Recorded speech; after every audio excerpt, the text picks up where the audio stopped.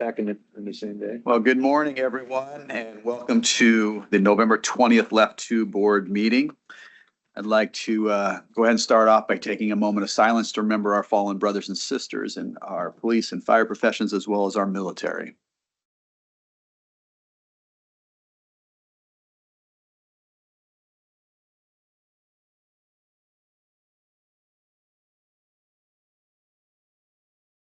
All right, thank you very much. I want to say thanks to the team first and foremost for their work on the agenda. It's a big packet. Looks like you've done a good job, so thank you very much. Under our first order of business, it looks like we have the minutes to approve from our September and October board meeting, and I would entertain a motion to approve as presented. Second.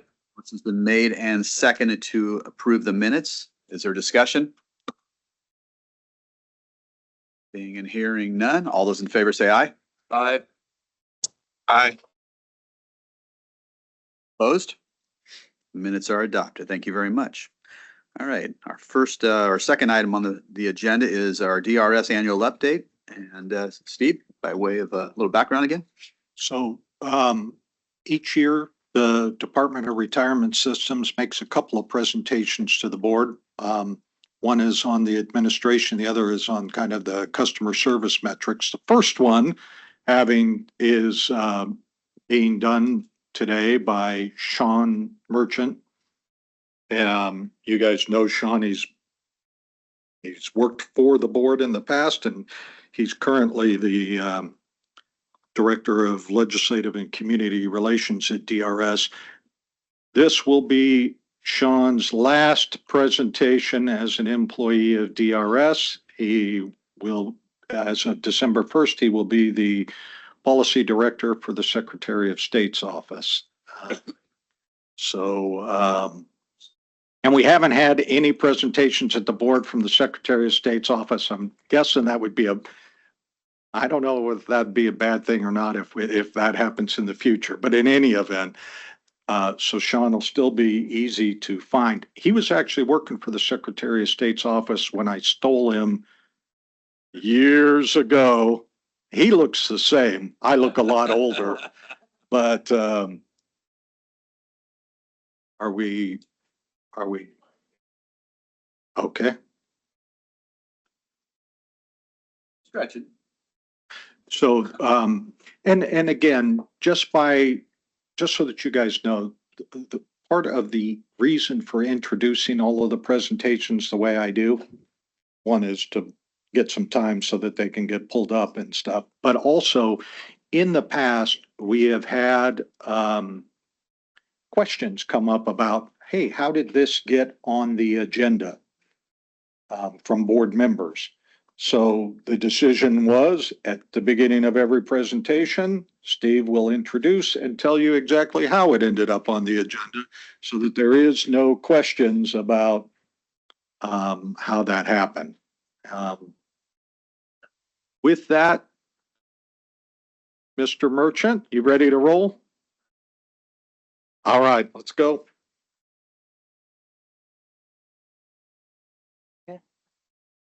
Now we're recording.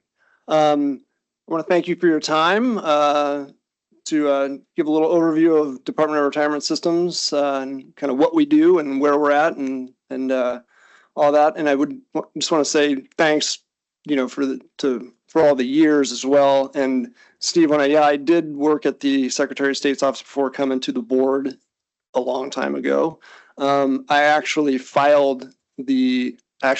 was talking to the sponsors of the initiative that created the board about how to do initiatives, because that's one of the things I did at the Secretary of State's office was file initiatives. And when the signatures were brought in, I'm the guy who actually gave them the receipt for the signatures and all that. So I've been somewhat involved with the board since before it was even a board. So it's a little bit of a full circle for me, and I'm not really going that far. I'm just going across the street. So I'm sure I'll see some of you in my capacity at the Secretary of State's office. So it's always been fun to be here. With that, let's dive right into our annual update.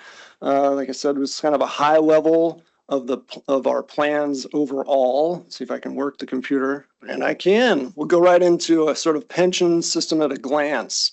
As of June 30th, 2024, we're working back on out of our annual financial report. This is where the numbers come from, so it's not current right now, right today. It's as of June.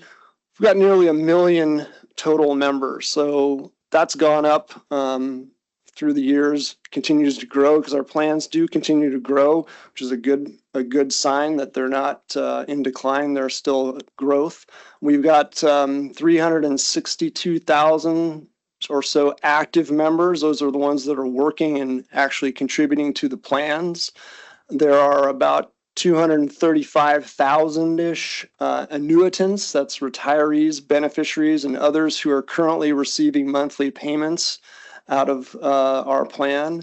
And then there are 340,000 so inactive members. Those are people that may have worked for a few years and left, or maybe worked for a number of years and plan on getting a benefit later after another career. Some of those are the ones that have small dollar amounts that we're trying to get out of the plan because it gets harder and harder to find them the longer they're in the plan and the more distance between when they worked and when they're going to have to do a minimum distribution at age in their 70s. It can get tough to find them, so we're trying to eliminate some of those.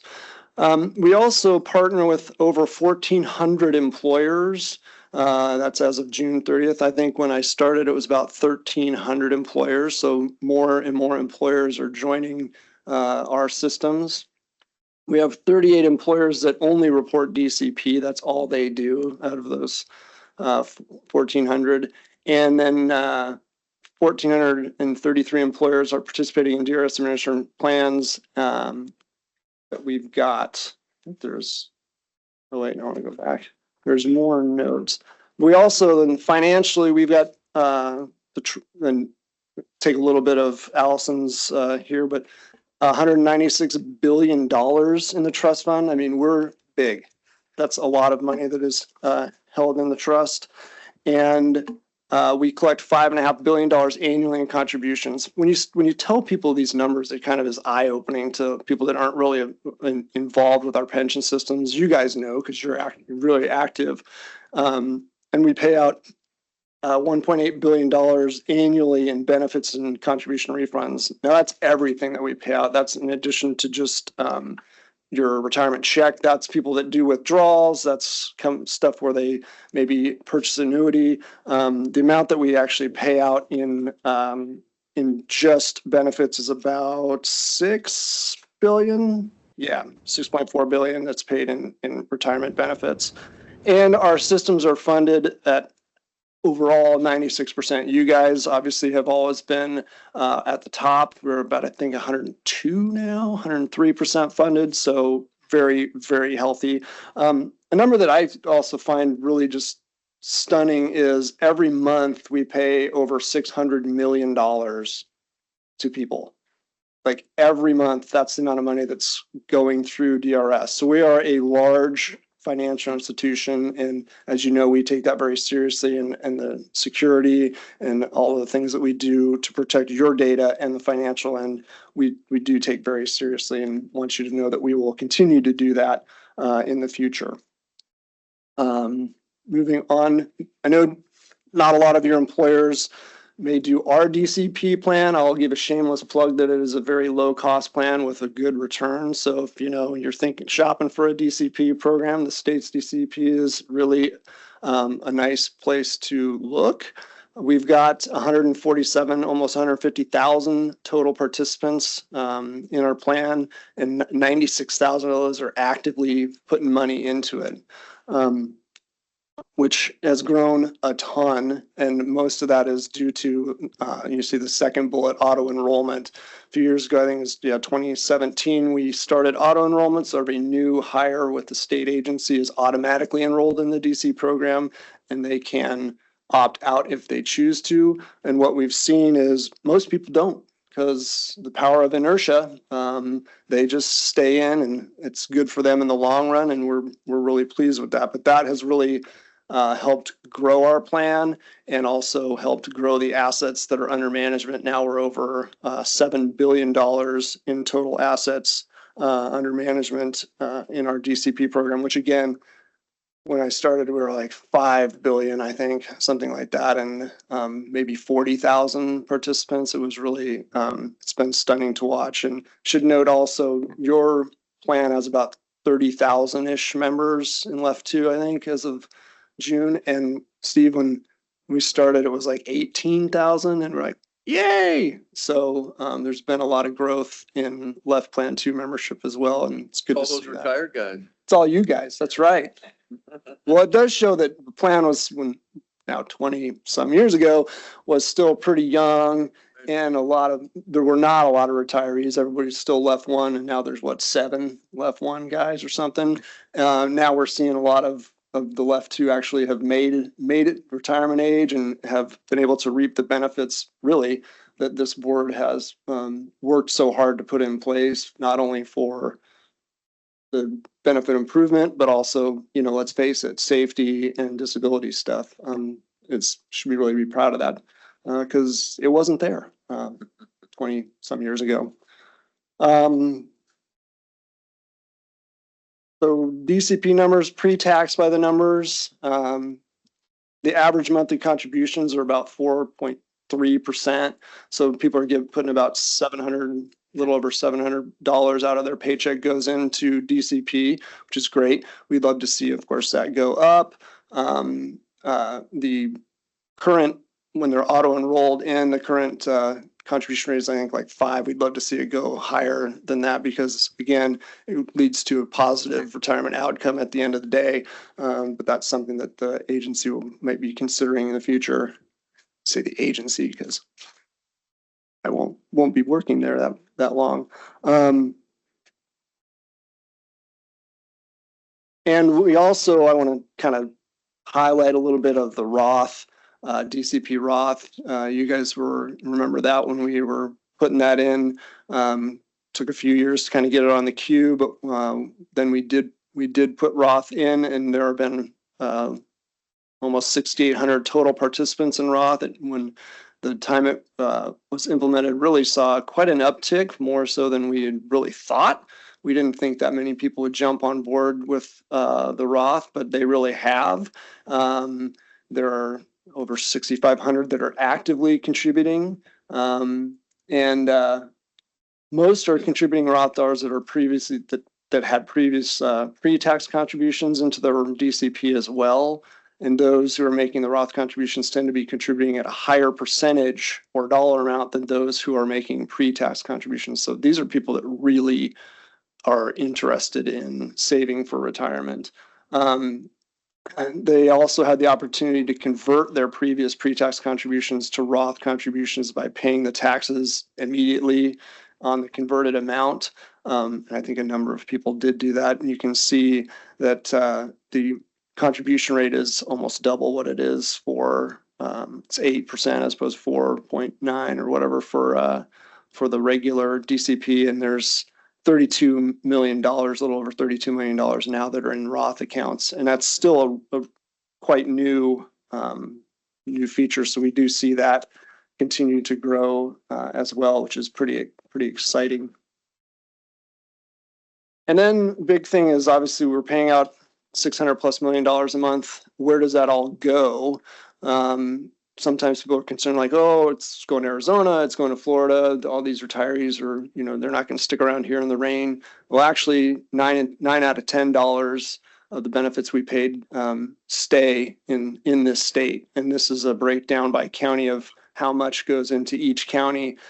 So it's a big financial driver for the state government, but also just businesses and everything that goes on in the state. Retirees are a major contributor to that. So I love to have this graphic sort of in my back pocket to pull out, but I also love to have this graphic to pull out. This is for you legislators. the benefits that are by legislative district. So you can see how much gets paid to retirees within your district. I know that we have broken it out in the past by left to contribute or left to benefits specifically. I didn't have time to have the crew ferret that out for this presentation, but that is something that also, if you are interested in that, I'm sure could get that for you as well. But this is, again, is an interesting graphic to show there's a lot of money in retirements and retirement systems that does stay in the state, which is great. Now the nuts and bolts of kind of what we do, you can see our workload growth and email. Because the plans are still on a growth and maturing, they're not in decline, they're not sort of past their prime, our workload continues to increase.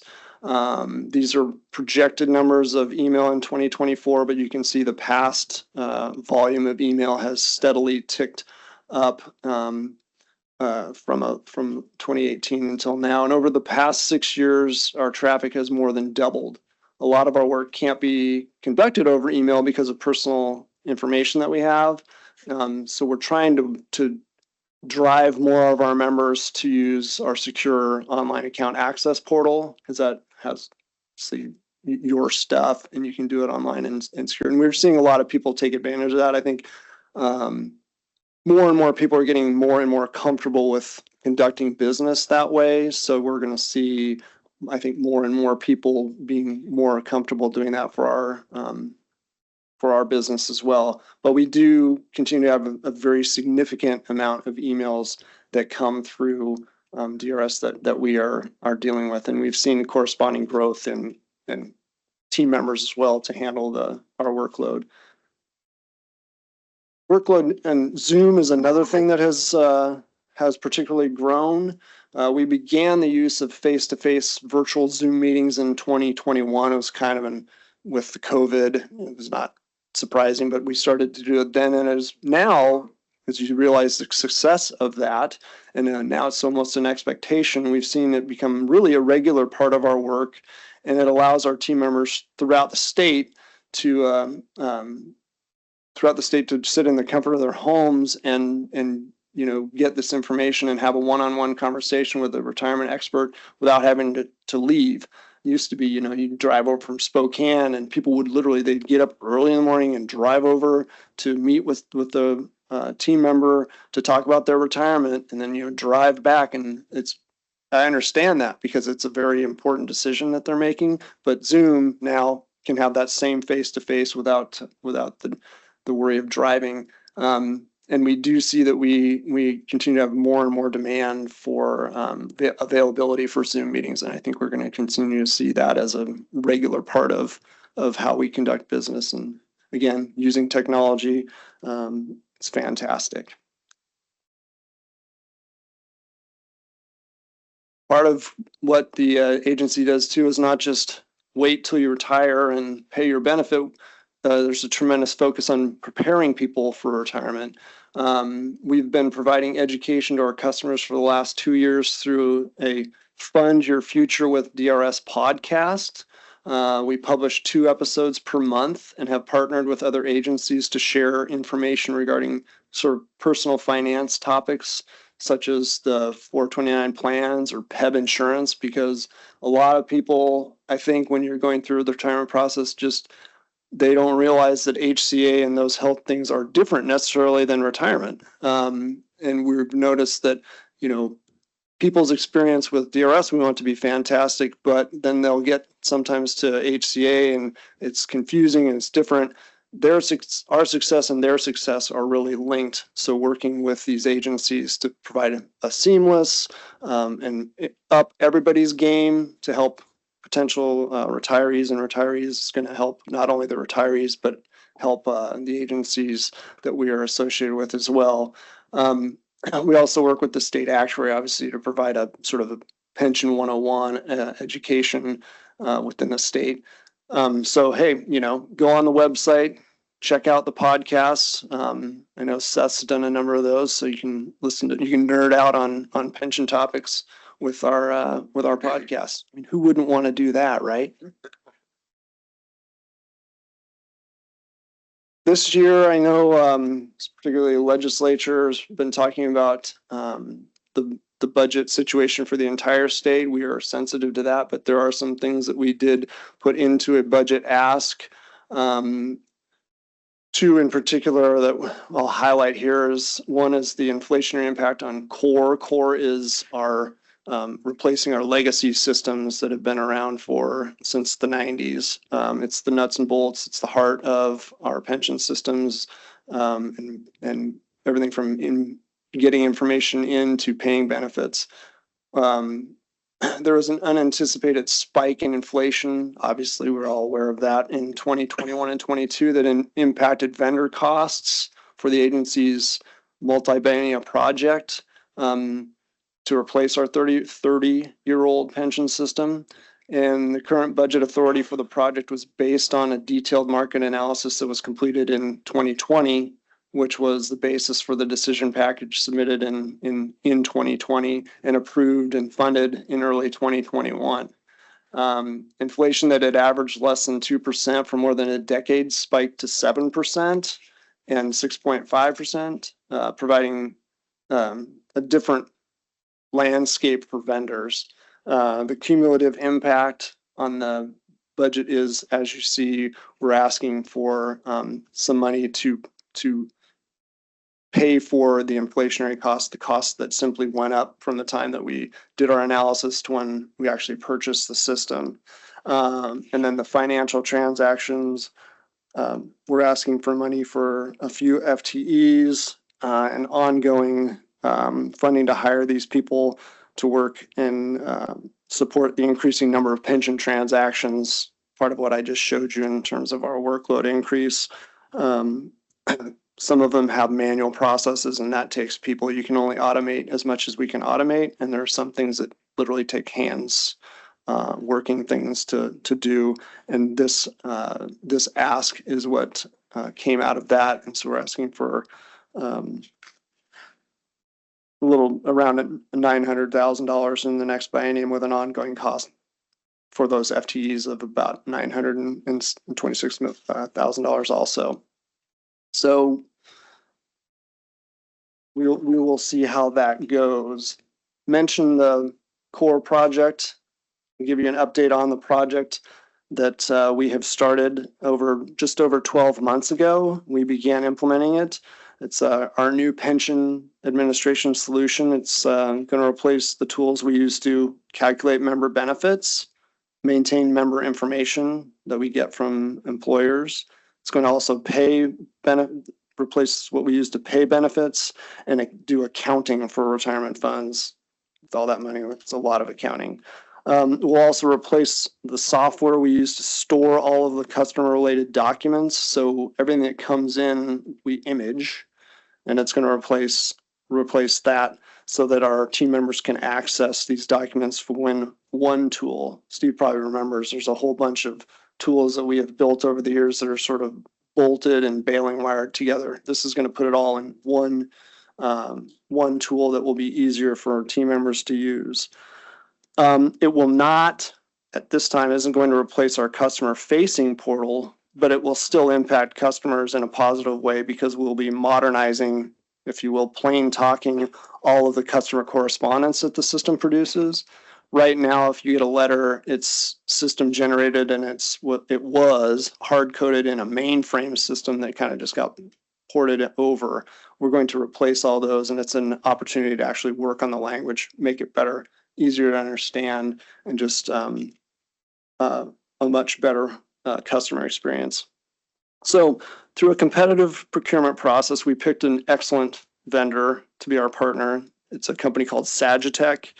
They're a leader in delivering pension administration solutions. So they actually know pensions. We didn't find a vendor that is going to sort of work it into pensions. They actually came from a pension background, and they understand it. They have experience with systems like ours that are complex. So they have delivered their solution to over 30 pension agencies. So we're pretty comfortable in that they understand the work. and they do have a totally modern technology, and they really understand our business, and the relationship with them is quite good. We are pleased with the vendor. We're pleased with the work they're doing. So it's moving along as it should be, and we're pretty happy with that. The goal is that we'll replace our system in the middle of 2027, and we are, like I said, we are on track to do that, to hit that target. May seem like it's a long ways away. These things do take time, and the first year that we were working on it went super fast. So it will be here before you know it.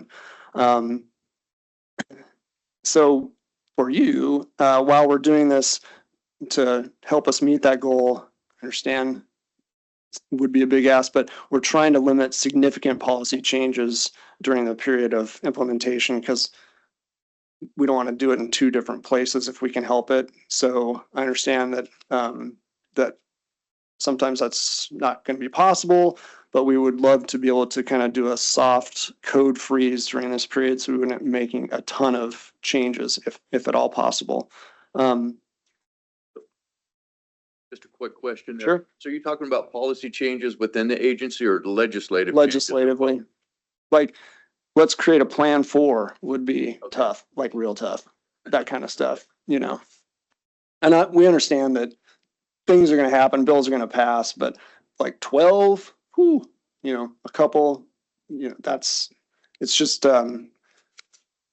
it would make it more streamlined and easier, but we'll see how that goes. So with that, that's kind of the status of the agency, and here for any questions about whatever you want. John, on the one slide you had on the virtual meetings. Yeah. You had a number of them scheduled, a number actually completed. Does that mean like somebody doesn't get online with you folks, or is that? They may schedule and then just not, Yeah. cancel. Yeah. And is there follow-up on your agency to get back with these people, or does it just end at that point? I think they do, kind of why'd we get ghosted? Yeah. I don't know what the reasons are. I don't have that at my fingertips, but Yeah, because I was looking at them, there's a significant amount, and obviously you set time during the day for these meetings and people don't show for whatever reason. It can impact the way you actually conduct business, so. Yeah. Any other questions? Thank you very much. that was painless. It was good to see you, and congratulations. Thank you.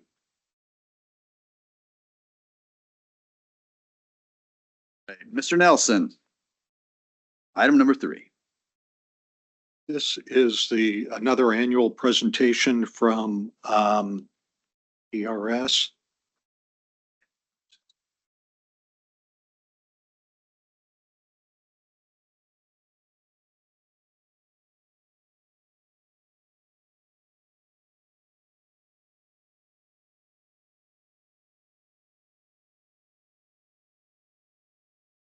So this annual presentation from DRS, this is on the cost-effective measurements that they do. It's been presented every year for 20 plus years by Mark Feldhausen at DRS, their budget performance management director. Mark is here today to present it again. Mark and I have been working together for years. We worked together back at DRS. I don't know if either of us is going to be around for next year's presentation, Mark, but we keep talking about, okay. But at least we've got you today. So with that, I will turn it over to Mark. Thank you, Steve. It's always kind of risky to perform after you've spoken because I don't know when I get to start. So thank you for being brief. Yes, a lot of history that we won't cover in this presentation. Thank you, members of the board and the audience out there that I can see in Teams land for being here for this presentation. It is on the public pension administration benchmarking results that were conducted by CEM Benchmarking up in Toronto, Canada. It's a firm that we've been working with since the late 90s, and this is my 25th year of receiving essentially about 300-page analytical reports, pouring through it, and try to come up with something meaningful for policymakers and interested parties to learn a little bit more about how DRS is performing. The data that is captured and reflected in this report is for the fiscal year that started in July of 22 and completed in June of 23. The most recent survey we did send in a little bit about a month ago for the July 23 to June 24. We won't have those results back until probably sometime in the middle of the 2025 legislative session. But keep that year in mind because it does come into play as far as some of the data that would be captured. As far as the participants from essentially around the world that did use CEM's admin benchmarking service, there were 68 of them in fiscal year 23. That number has been a little bit higher in the past when they have a few more international participants, but it stayed fairly constant as far as the number that are in North America. And the data that will be reflected in this report really does focus on the 42 participants from North America, and that is because we are similar enough for CEM to provide one survey that all of us can take and have a very similar and meaningful analysis. I remember early on in the early 2000s, they did try to have all of the international participants use the same survey. And they did have a couple of the entities actually back out because it was meaningless to them. And they would have a tremendous amount of difficulty just trying to figure out what CEM was trying to get. And CEM had to basically come up with a separate survey for some of the international participants because their systems are so different. It just didn't make sense to continue to pound the round peg into the square holes. So even though the systems from Europe, Australia, and even some of the other systems that come in and out from Africa and from Asia, they are available for things like best practice analyses and from peer questions where you might have an issue that you're wrestling with and you want to know how other people are dealing with that issue. You can post a question out to the peer network and get a response back. So those other international participants are available for those services. They're just not reflected in the data. In my presentation, I'll be talking about our peer group.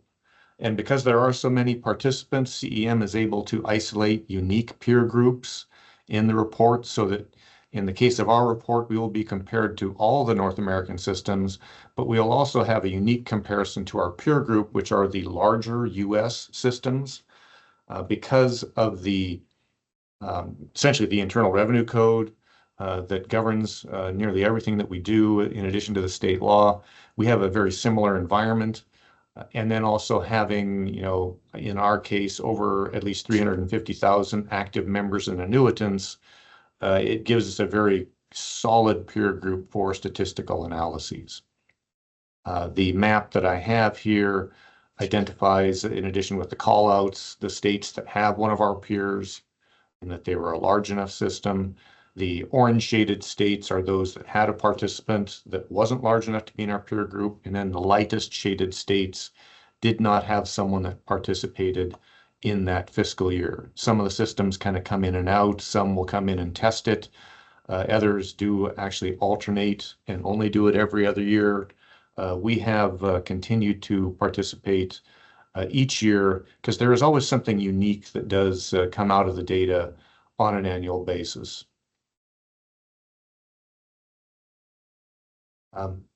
The charts that I will have throughout this presentation, we will show all of the 42 data points, typically in a column chart.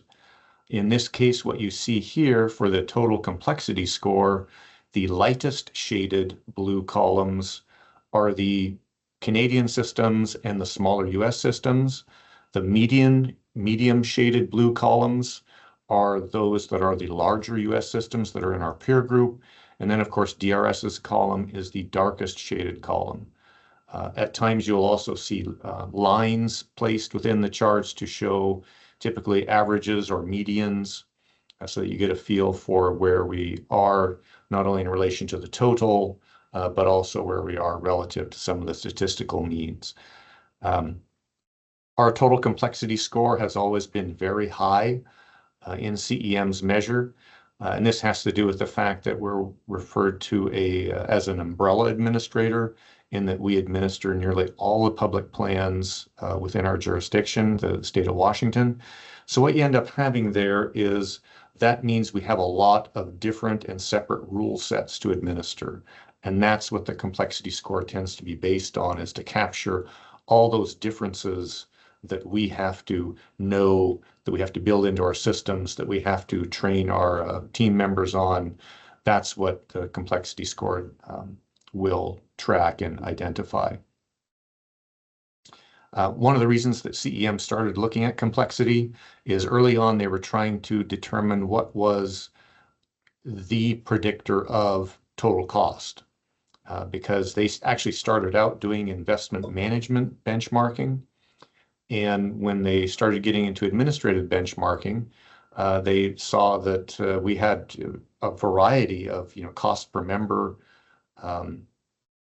values around the US and Canada. And it prompted them to ask the question, why? What is it that explains why one administrator can cost over $200 per active member and annuitant, and you can have another one that costs $30? They thought that complexity might be it. And as with all of their single or individual measures, none of them ended up being kind of like the measure that they could come up with a nice linear relationship where, in the case of complexity, the hypothesis, if you will, was if you had a high complexity score, you would be high total cost. If you had a low score, you'd be low total cost. The data points just don't line up that way. But they've kept it in the analysis, at least at the level that they do have it in there. So you kind of get a feel for the potential of the challenges that each administrator might face. The next composite score is the service score. And this one, in addition to kind of very similar to how complexity will take, numerous measures around what used to be 1,000 question survey, it's down to about 700 question survey, or 700 data points. In the case of the service score, I think it's a composite of between 85 and 100 of those data points. And what it tries to capture and aggregate is, how responsive are you to member inquiries? How many different channels do you offer members as avenues to get in touch with you or to perform a transaction? They will take various quality measures. Do we do customer satisfaction surveying by component? They take and aggregate those all, weight the different variables to come up with the total service score. In the case of DRS, our score has nearly always tended to be, plus or minus right around the median or average. And I did the kind of the inset table there below the column graph, which shows really how close we have been to the peer average and the all average over the course of 2016 to 2023. Even though it doesn't change that much year to year, there's a lot of really good information. And this is one where when CEM kind of reached that conclusion that service was not the predictor of cost, again, the data points did not line up with, if you provided a high level of service, you'd be high cost. If you provided a low level of service, you'd be low cost. They came back to us and in one of the conferences actually proposed to, eliminate all of the data on service from their report. It didn't pan out statistically, so why provide it? And they got a unanimous response from the audience, no, don't do that, because this is really where we go primarily in the report to try to figure out who might be doing something different than we're doing. It could be that someone is doing something faster. We want to know who is that and how do they operate in a way that enables us to provide faster, more accurate service? How are they opening up new channels as far as different apps to be put out on the website for member self-service? And the good thing about this service with CEM and kind of our peers nationally and internationally and the other participants, everyone is willing to share those ideas, those strategies for, how do you provide a better service potentially at a lower cost to your members. Talking about cost, total cost, you think back at the previous two measures were very high complexity and right in the median or for service. And then you see DRS's data point as typically and historically nearly always being either in or closest to the lowest quartile or the lowest 25% as far as cost per member. In the case of our data point for that fiscal year, our cost per active member and annuitant was 77. The peer median was 102. The peer average 120. So in addition to our column being way far to the left as far as being low cost, one of the things I did with this chart was change the color scheme that CEM had in their report so that I could really emphasize how much of our total cost was due to the one-time major projects. Because those do kind of come and go, and they are an element that will cause our data point to kind of get, closer to our peers, even though they're also running major projects. You see DRS's column there of the darkest, green or dark teal there, and just how much of it is orange above that, representing, how much in that fiscal year we paid out on one-time major projects. This graph can be redone. I didn't do it for the sake of this presentation, where I could strip out all of the orange and just basically have all of the greens or teals line up. It would place our column even further to the left. So kind of our base normal operating cost is going to be consistently down in that lowest quartile. Now this chart here emphasizes that point where you take the previous chart had the inset there that looks at how our total cost was relative to the peer average and the all average, where you see we've always been below those data points. Well, what this one does is takes and superimposes those stacked columns so that what you can see here is it's the major project costs that can fluctuate significantly fiscal year to fiscal year, and that is what moves our data point very close or closer to the peer average. One of the things that Sean talked about was our core project, and this is our largest major project as far as cost right now. And what this was a chart that CEM had in their most recent report that looked at the age of the existing administrative systems. And the main reason they put that in there was when you provide your information back to CEM and you identify how much of your total cost is related to major projects, CEM wants to know, well, what are your major projects? Can you identify what they are? Provide a brief explanation. And what they recognized was a lot of us are working on replacing our legacy administrative systems. So that caused them to ask the follow-up question was, well, how old are your systems? What this chart shows here is that, we're operating essentially the fifth oldest system in North America. And when you look at the bottom of that column chart and you see the little orange triangles that I've inserted there, 27 of the 42 are in the process of replacing their existing administrative systems. So it is something that is very common in the industry right now. And reflecting back on some analysis that CEM did around 10 to 15 years ago, not as many would have been working on it at that time, but at that time, they also had some data that identified that there really wasn't a system that you could go get essentially off the shelf, put onto your computers, your mainframe computers or your cloud system, and run your pension system with minor modifications, what they found was that anyone with a large system or with a complex system back at that time still had to build their own. And the markets, recognized that, started to catch up to us.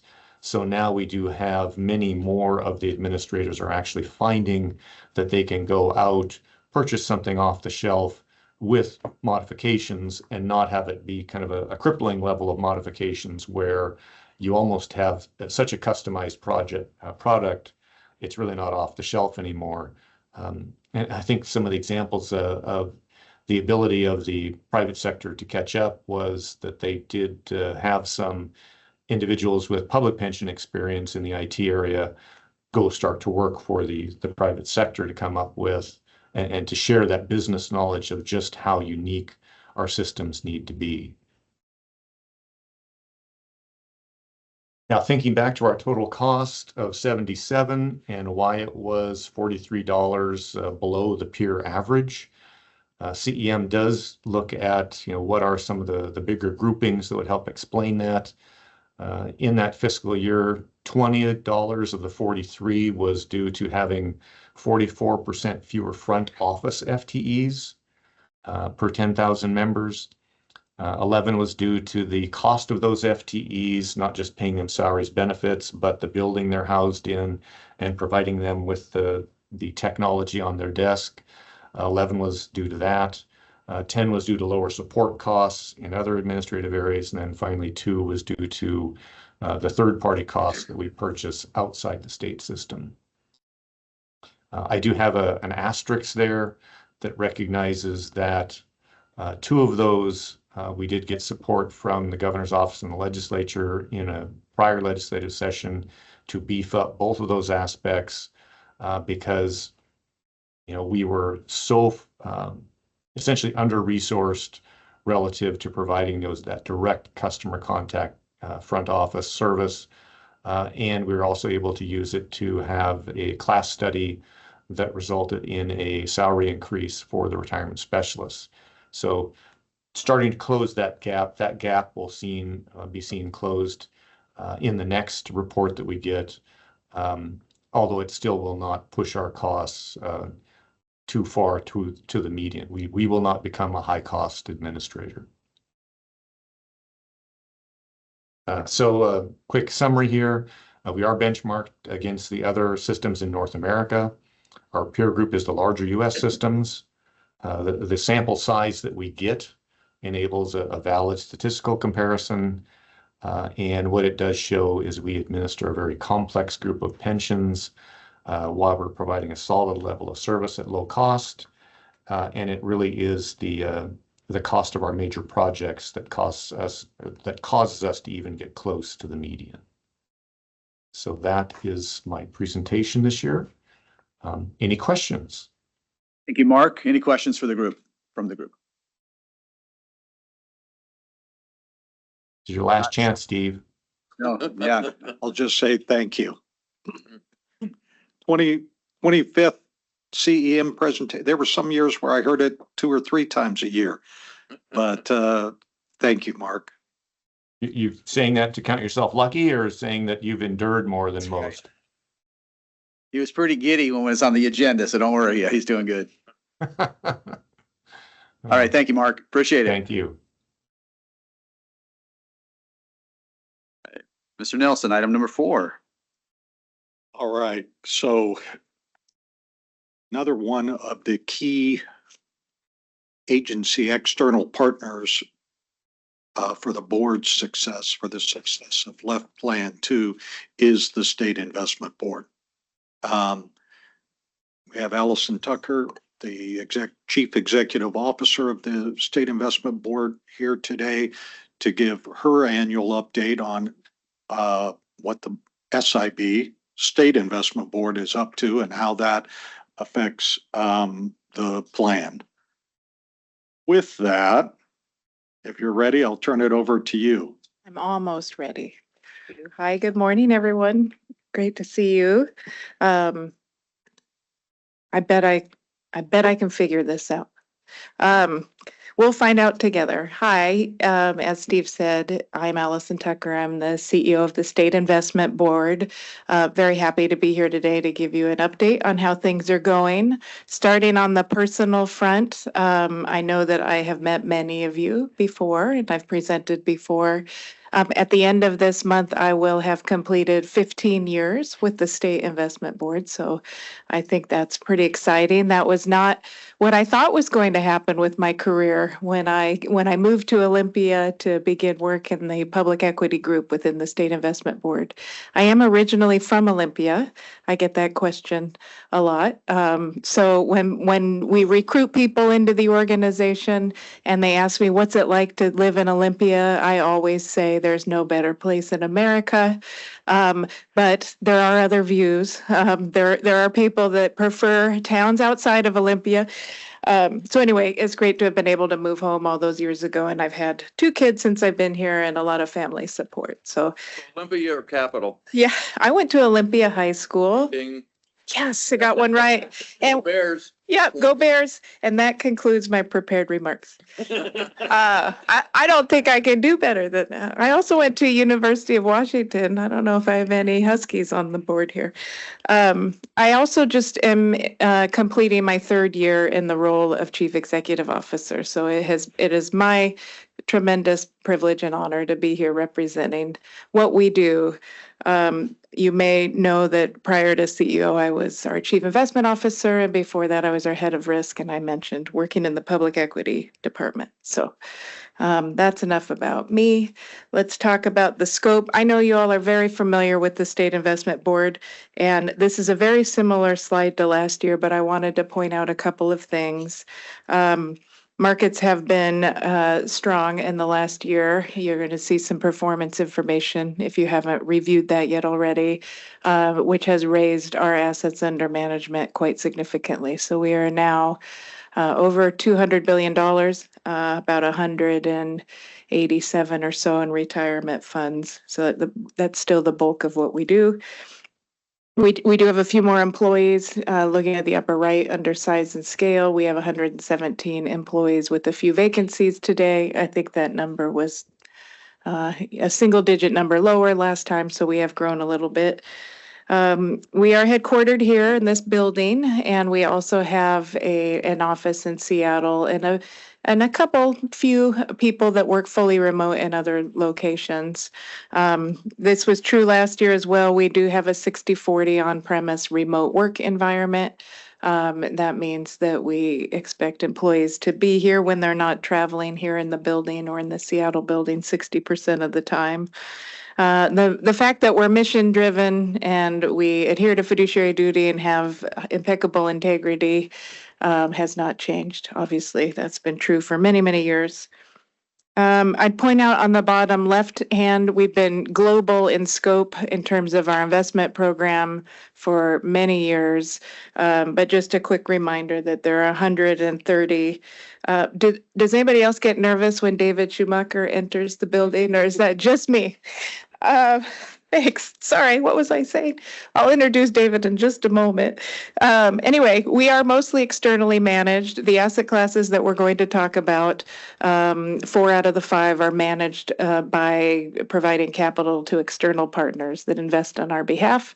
Our fixed income group, which is truly an exceptional group of analysts and investors, that's all managed internally out of this building. And I don't think that's a security risk for me to say that.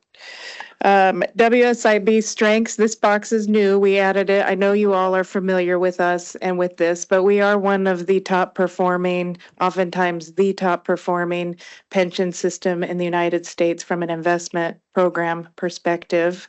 You can think of it as top decile. If you think of top decile performance, we haven't been out of the top decile for many, many years. So that is thanks to the very good governance that we have at our board level, which we'll talk about. And some of you, I see a former board member, are very, very familiar.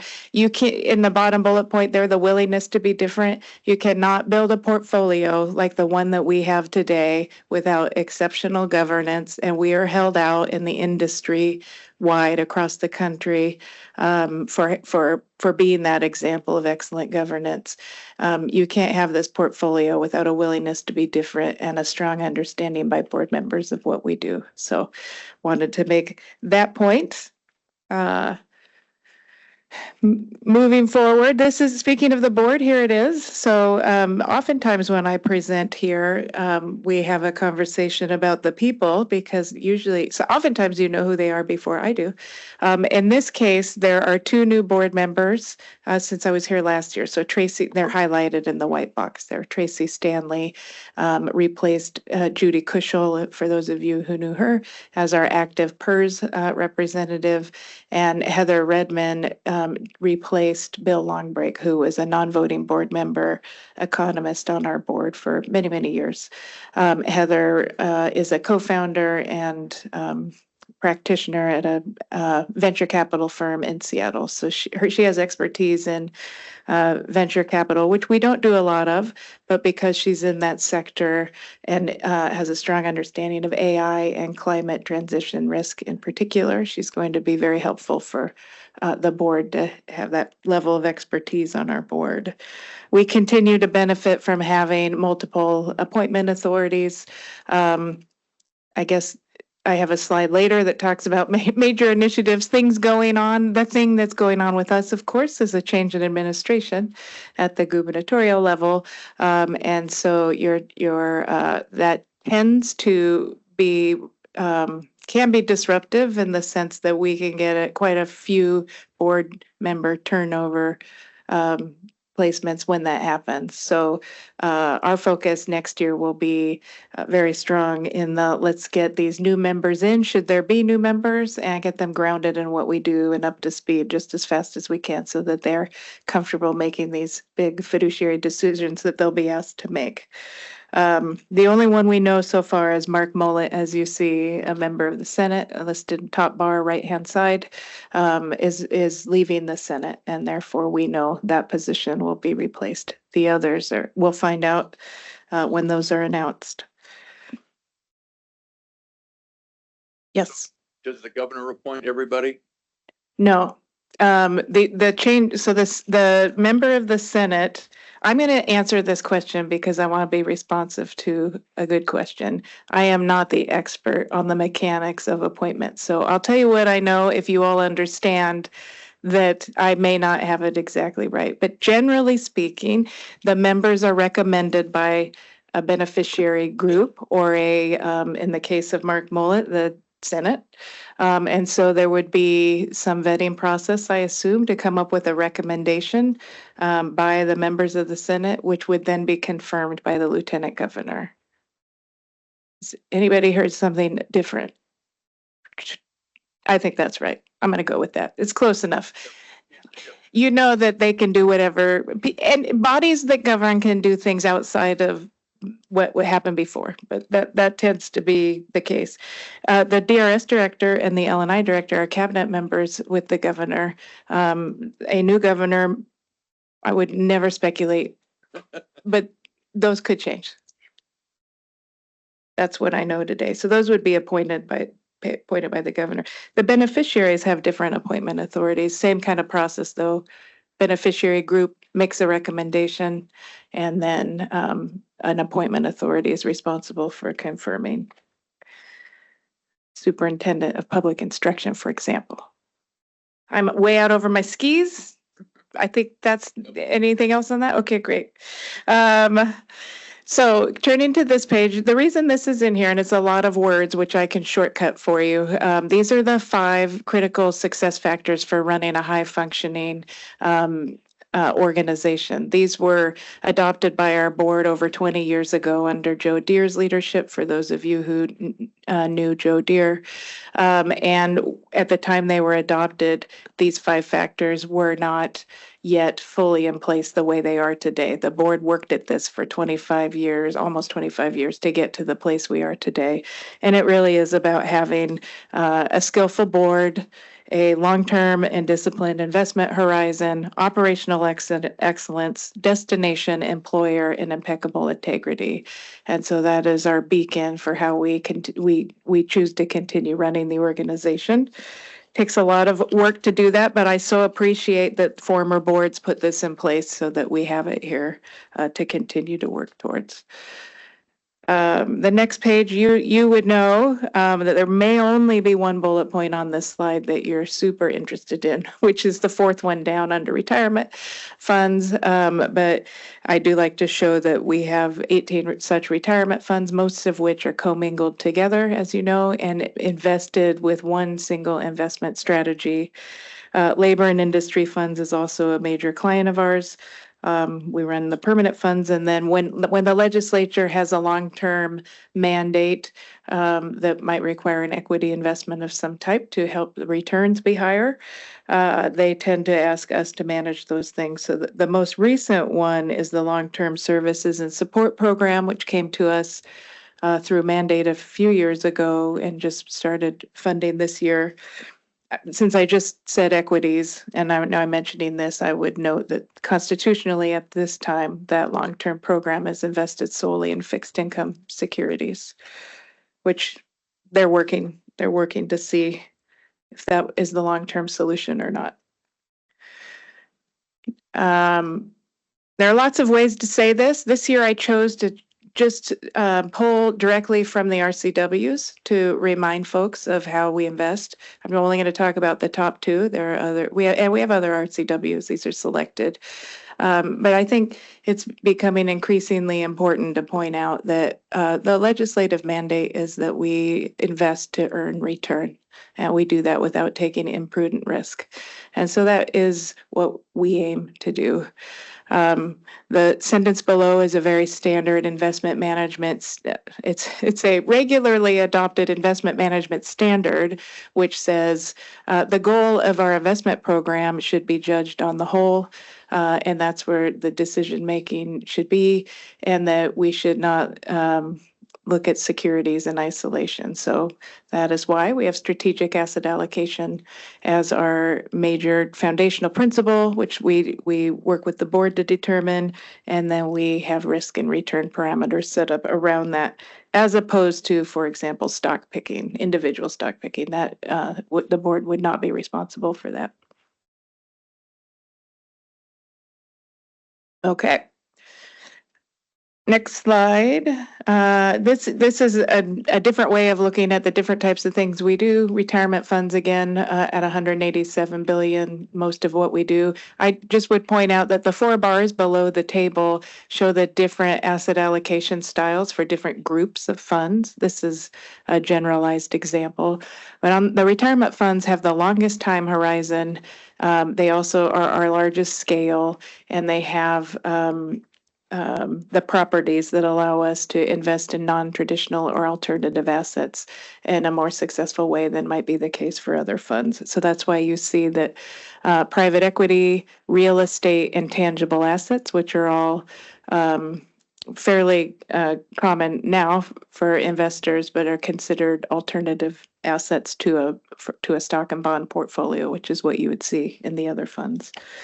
Wanted to highlight that. Now to get to the performance, this is the same chart as last year, although it's been updated with new information. So just to walk you through this real quickly, these numbers, 3 out of these 4 graphs are as of September 30th. The top right graph is also as of September 30th, but the bars are June 30 year ending, because that's a number a lot of people, including our state actuary, focus on. So you can see in the top left from the last 10 years, you can see the growth from $80 billion to 172. That is a combination of strong funding from the state and employees, as well as our investment returns that we've earned. We are a net outflow fund. I should have said this is just the commingled trust fund that you're looking at, which is where your funds are invested.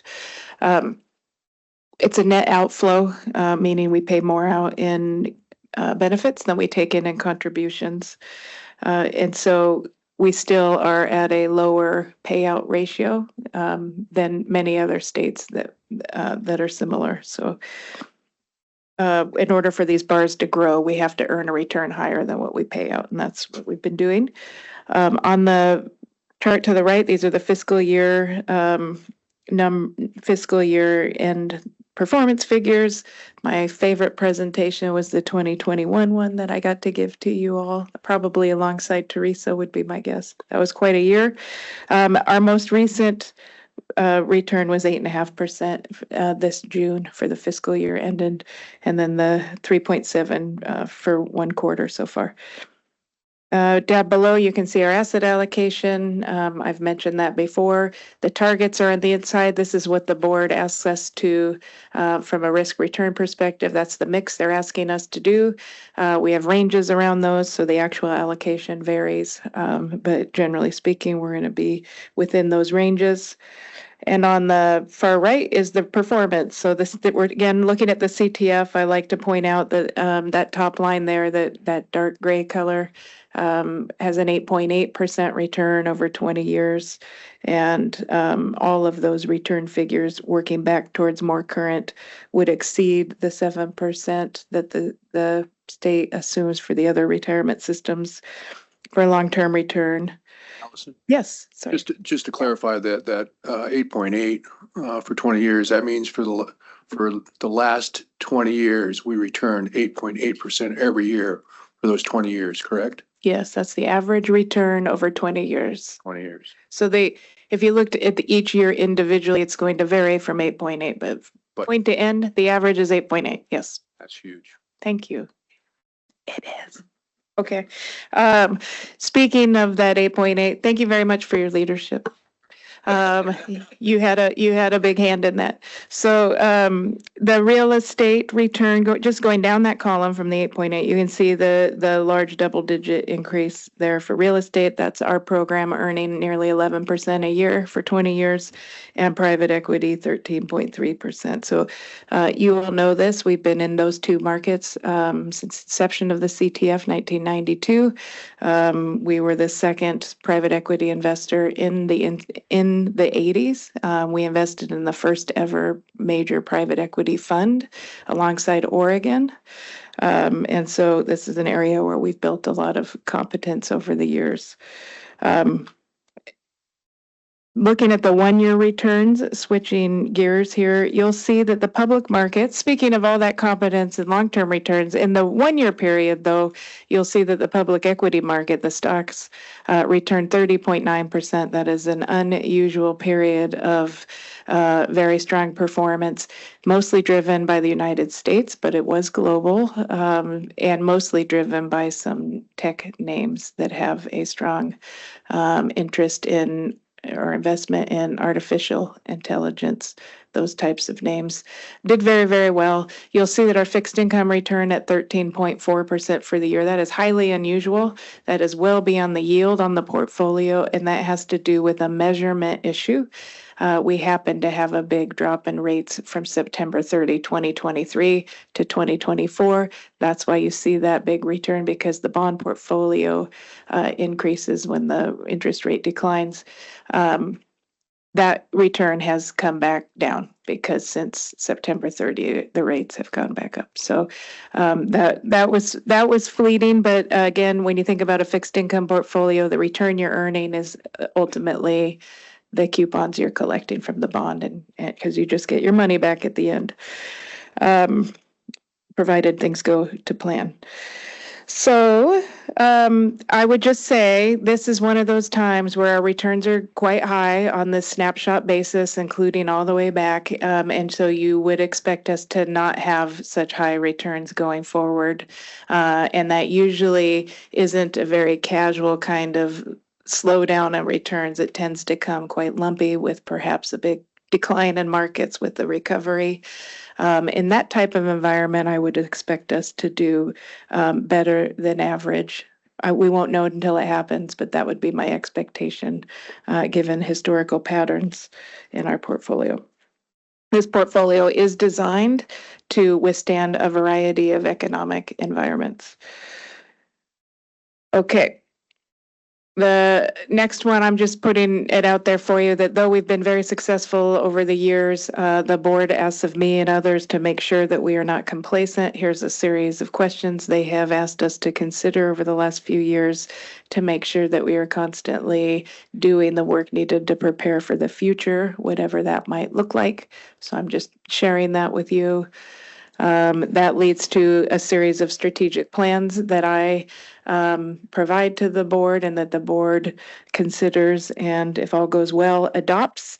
And the main focus for next year is our CTF strategic asset allocation study. So that is an all hands on deck kind of process, multiple education sessions for the board, culminating in modeling exercises and risk preferences being determined. I'm gonna, since his name is on the slide in the bottom right corner, I'm just gonna say that David Schumacher, who surprised me earlier, has joined the WSIB. He is our Government and Public Affairs Director now. We're thrilled to have him. He is a name, if you don't know David, he's a former Director of the Office of Financial Management. He held that job for nearly 12 years. Just shy. And it has a tremendous reputation in the state and is knowledgeable about how states operate. And we have not had a government and public affairs director before. This is a new position for us. We added David to our executive management team, and he will be focused on making sure that we are responding to stakeholder interests with timely, relevant information. And he's gonna help out with that. James Aber is our Director of Institutional Relations. I believe he's behind me in the audience. He's been with us a number of years now. That is a position we've had for a long time on executive management. And Kurt Gavigan is also sitting behind me. He's our Chief Operating Officer. Kurt brings tremendous legislative knowledge and experience, and he's running our operations and helping us with legislative liaisons and fiscal notes and budget and all things ops related. So very happy to have this executive management team in place. I think I mentioned board turnover, staff transitions. We've got that happening with a lot of retirement. So we continue to do succession planning and preparing for the future. And I think I'm over my allotted time, so I'm happy to discuss the climate blueprint framework if you'd like. I think I might have talked about it last year, maybe 2 sentences. And we adopted a formal framework in more than 2 sentences, but a few. I'll try to be concise. We adopted a framework in 2022 when I came into the role as CEO, and it was meant to increase transparency around what we're doing on climate. Each of these little bubbles is a form of journey that we're all on together, the board and staff. And because it's an evolving area, and meaning climate change, climate risks, climate opportunities, frameworks for analysis, how to integrate into the investment program, all those things are still evolving as we speak. We want to be clear with the board about what our specific initiatives, what we'd like to do, and make sure that through board approval, they support what we're doing. So our climate work is grounded in economic rationale. It is not ideologically based, which is to say we remain open to a variety of scenarios and facts and figures and all of that to make sure that we are open-minded in understanding what risks present themselves, whether it's physical to our properties all the way through regulatory and other policy changes that may come down the pike. This was originally grounded in risk management, thinking through how not to, have gaps in the portfolio from that perspective. And over the years, it has been evolving. We're finding more and more areas where we can put money to work in companies and strategies that are looking to make a huge impact on the climate transition. So that's exciting to have more and more opportunities all the time.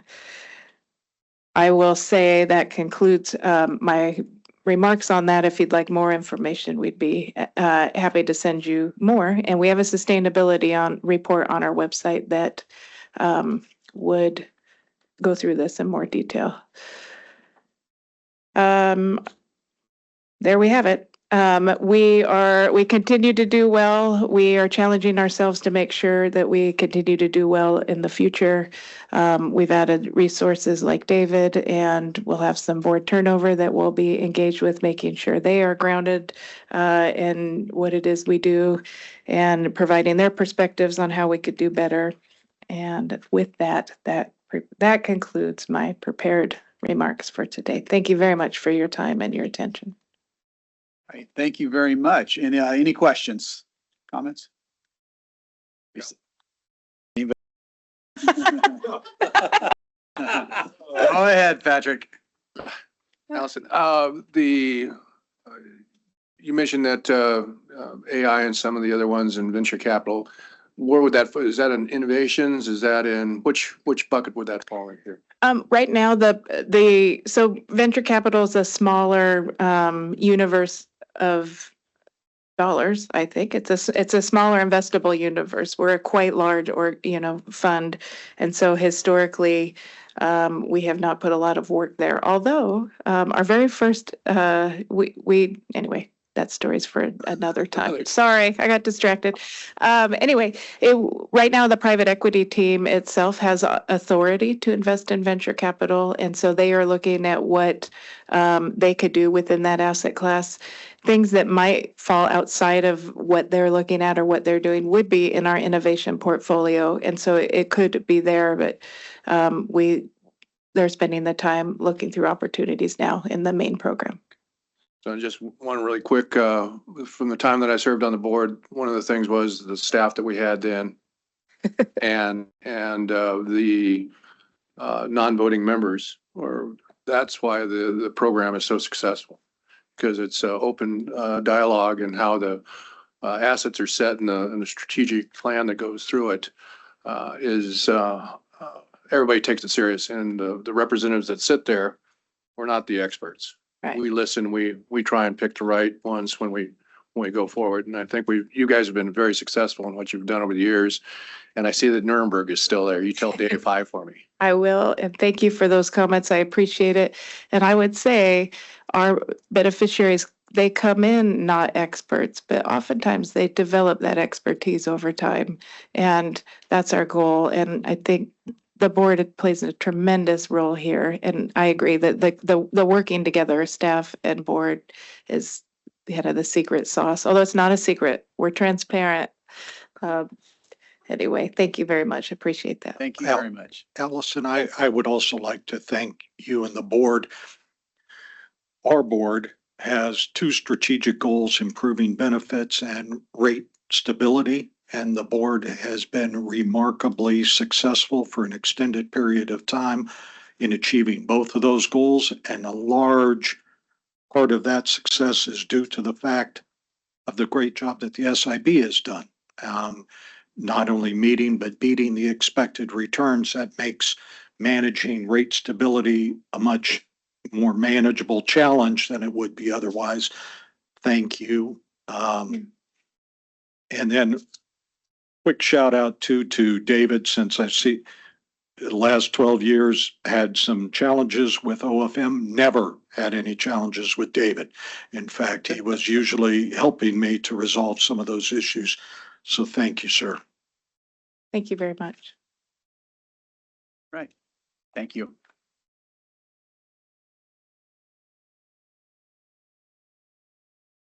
Looks like item number 5 on our list is our 2025 board meeting calendar adoption. And I think Chloe's going to go over it with everybody. And just for the record, we have a laminated version, which means we're not making any changes. So I told. You can't change it. yeah, I told Chloe, I said, now that's confidence. that's right. When you come in and you bring them in laminated before the board's adopted, that demonstrates real confidence. Yeah. It's either confidence or it shows the unwillingness to even change, to yeah. change or talk about it. We can absolutely still make any changes if need be. First, good morning, Chair Lawson and members of the board. My name is Chloe Drosby. At the last meeting, I presented the proposed 2025 board meeting dates, and today the board will be adopting, hopefully, if no changes need to be made. I didn't hear from anybody last month about any changes or conflicts. So the dates have remained the same from last month. There is a laminated copy in your materials, but if anybody needs a paper copy, I do have those as well. Yeah. And then that's all I have for you. If anybody has any questions about the dates, I'm happy to answer anything. Any questions? I do appreciate you reaching out, making sure everybody was good with this for the group. On a serious second, we move to adopt the meeting calendar as presented. Is there discussion? Not seeing any. All those in favor of adopting the calendar as proposed, say aye. Aye. Opposed? Good job, Chloe. Thank you. So a good lesson for all of us. We want to get something done. Laminate it. That's right. That's right. All right, yeah.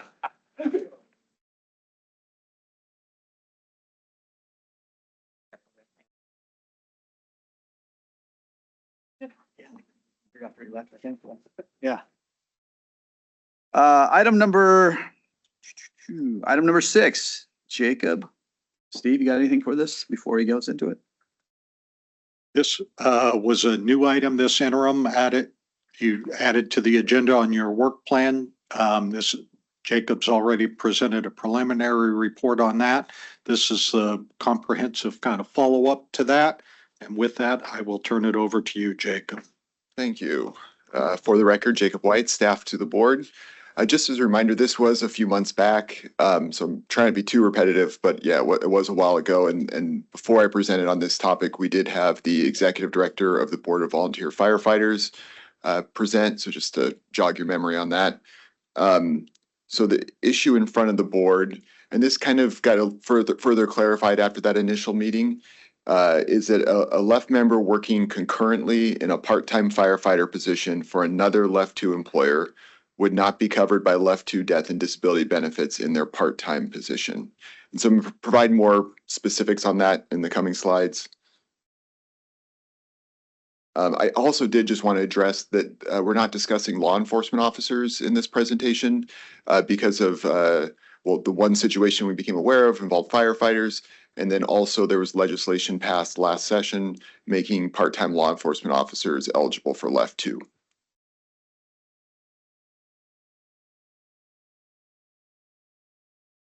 So where the issue was first brought to the board is it actually came from a left 2 member who was picking up extra shifts at another left 2 employer, but those shifts were not being reported to left 2.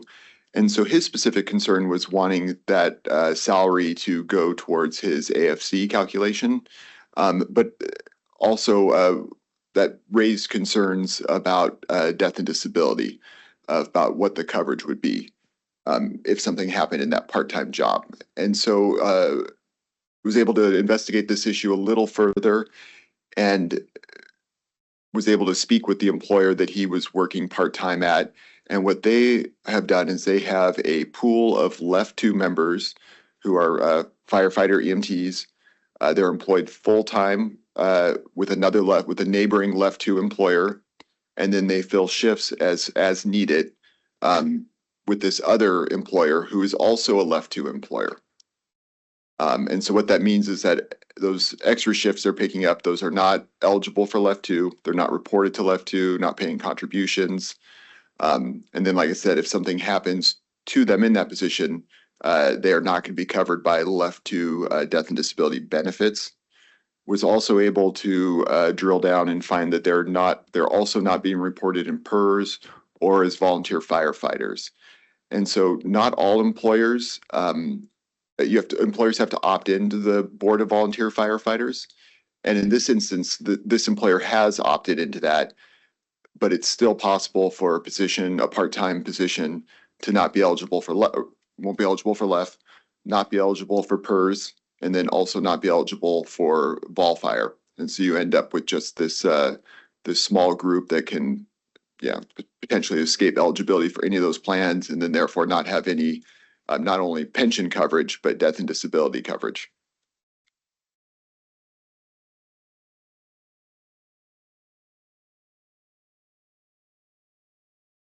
So I'm not going to read you the whole definitions of all the different plans, but just kind of big picture. I think everyone's pretty familiar with the left two definition, that it's full-time and fully compensated. Except for that, we'll stick to firefighters. Yeah, for firefighters, full-time, fully compensated. For PERS, it is that they're normally required for 5 or more months of service a year to work at least 70 hours. And then for vol fire, it sounds like a catch-all when you read it at the end there, that it shall not include firefighters who are eligible for participation in LEOFF or PERS. But like I said, it doesn't necessarily, first of all, it doesn't catch for employers that haven't opted in. And then there still are positions that would not meet the definition of vol fire. I did talk to the executive director of the Board of Volunteer Firefighters just to confirm that it would be possible for these part-time hourly positions to not be reported. And, there wasn't a reporting error going on, that it was possible for these positions to not be reported, and that could be correct.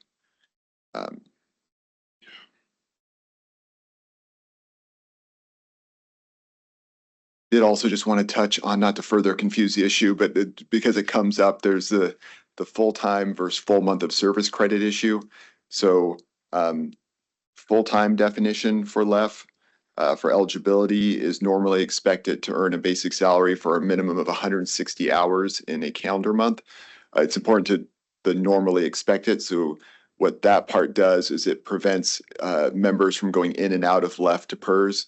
If they, for some reason, are unable to, don't meet that 160 hours for 1 month, their position is still expected by the employer to work, normally work 160 hours, so they remain in LEOFF. So that's what that language is about, or at least part of the reasoning of it. And then a full month of service credit is at least 90 hours in a month. And so it is possible for LEOFF 2 members to meet the eligibility definition, and then they could have a month for whatever reason where they don't meet the full month of service credit issue, and they earn a partial month of service credit. Not really the issue we're talking about here, but just wanted to at least address that because it can get confusing. Jacob, can I ask a question on, is there a threshold for part-time? I mean, is there a minimum number of hours, maximum number? Well, I obviously see the No, maximum. yeah, no, just there is for eligibility. So for PERS, so if it was a part-time firefighter who was not in LEOFF, they could meet the PERS eligibility. And there's the minimum hours required for that, but there's not a part-time definition that I'm aware of, right? Yeah. No, anything more than 0. Okay. Part-time. So if an individual, really just pulled that one shift like we were talking about per month, that can be considered part-time. Yes.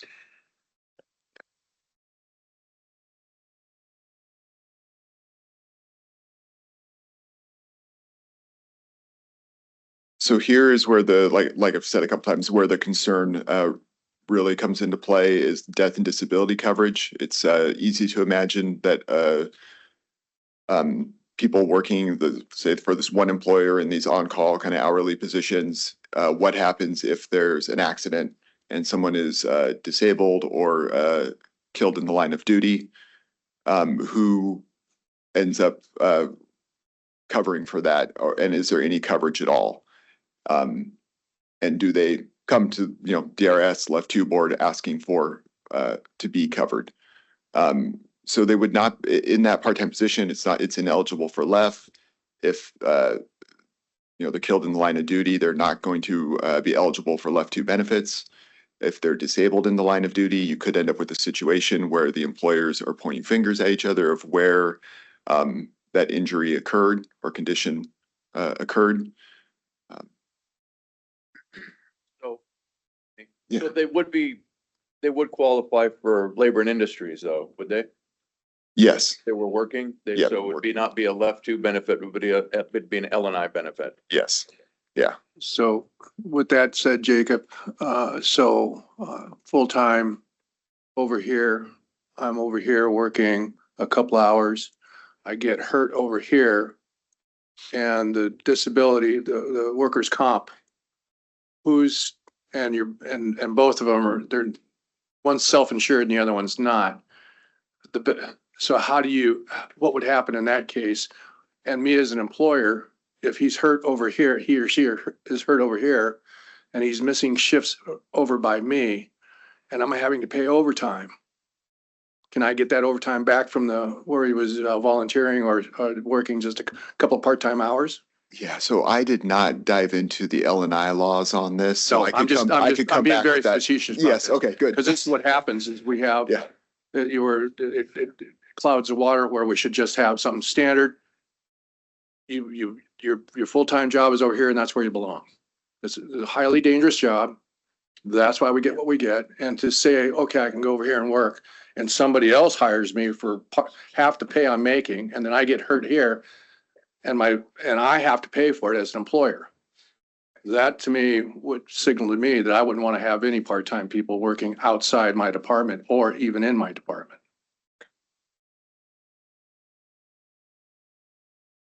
Okay, so for the death and disability coverage, there are some exceptions that the Left 2 board has supported and passed.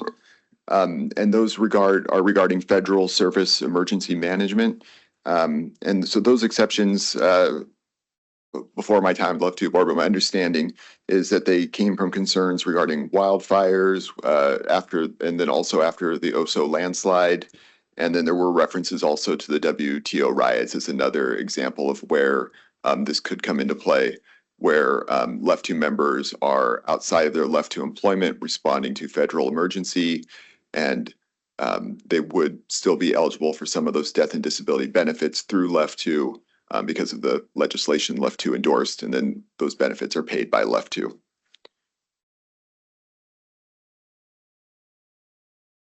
So I'd really hoped to have data. Last time I spoke to you, I was very confident I was going to come back with data. I'd worked with the Board of Volunteer Firefighters and DRS to do a data share agreement, thinking I would have something interesting to show you. But the more we dove into this, the more we realized that this kind of highlighted the issue is that there is no data on these people because they are not in a plan.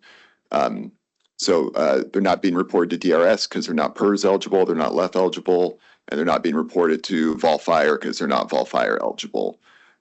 So we don't have a way of knowing how widespread this is, if it's just this one employer, if other employers are doing it. Yeah, so not able to provide that.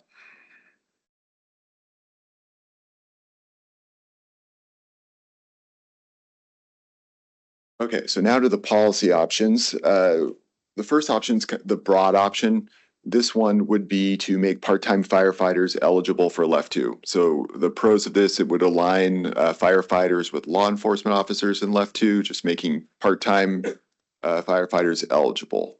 The cons of this is it may have unintended consequences. It clearly goes beyond just dealing with this one specific issue. Honestly, unclear what some of those unintended consequences might be, but it would.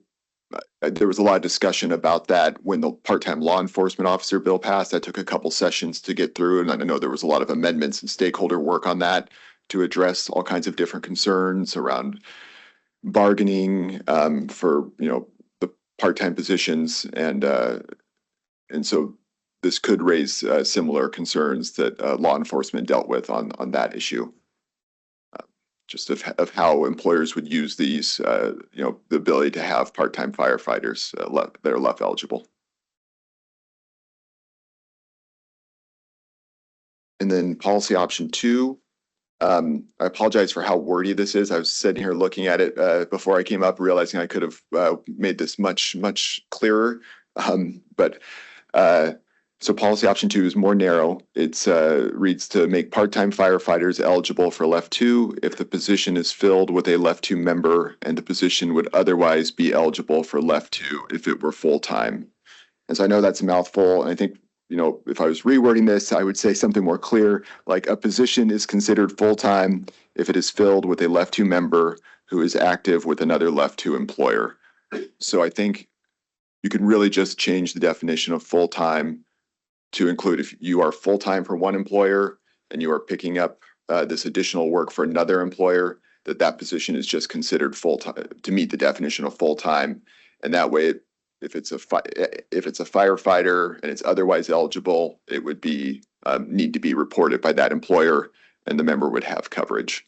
And so the pros of that are that left two members would be eligible for all the left two benefits, including death and disability.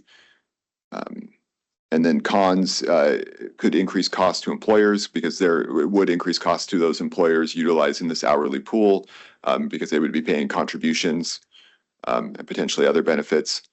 And it may result in employers not offering these types of positions anymore. So once again, don't know how widespread this is, but may be seen as a perk to those members who are able to pick up this extra money for working these shifts, and it could result in those going away.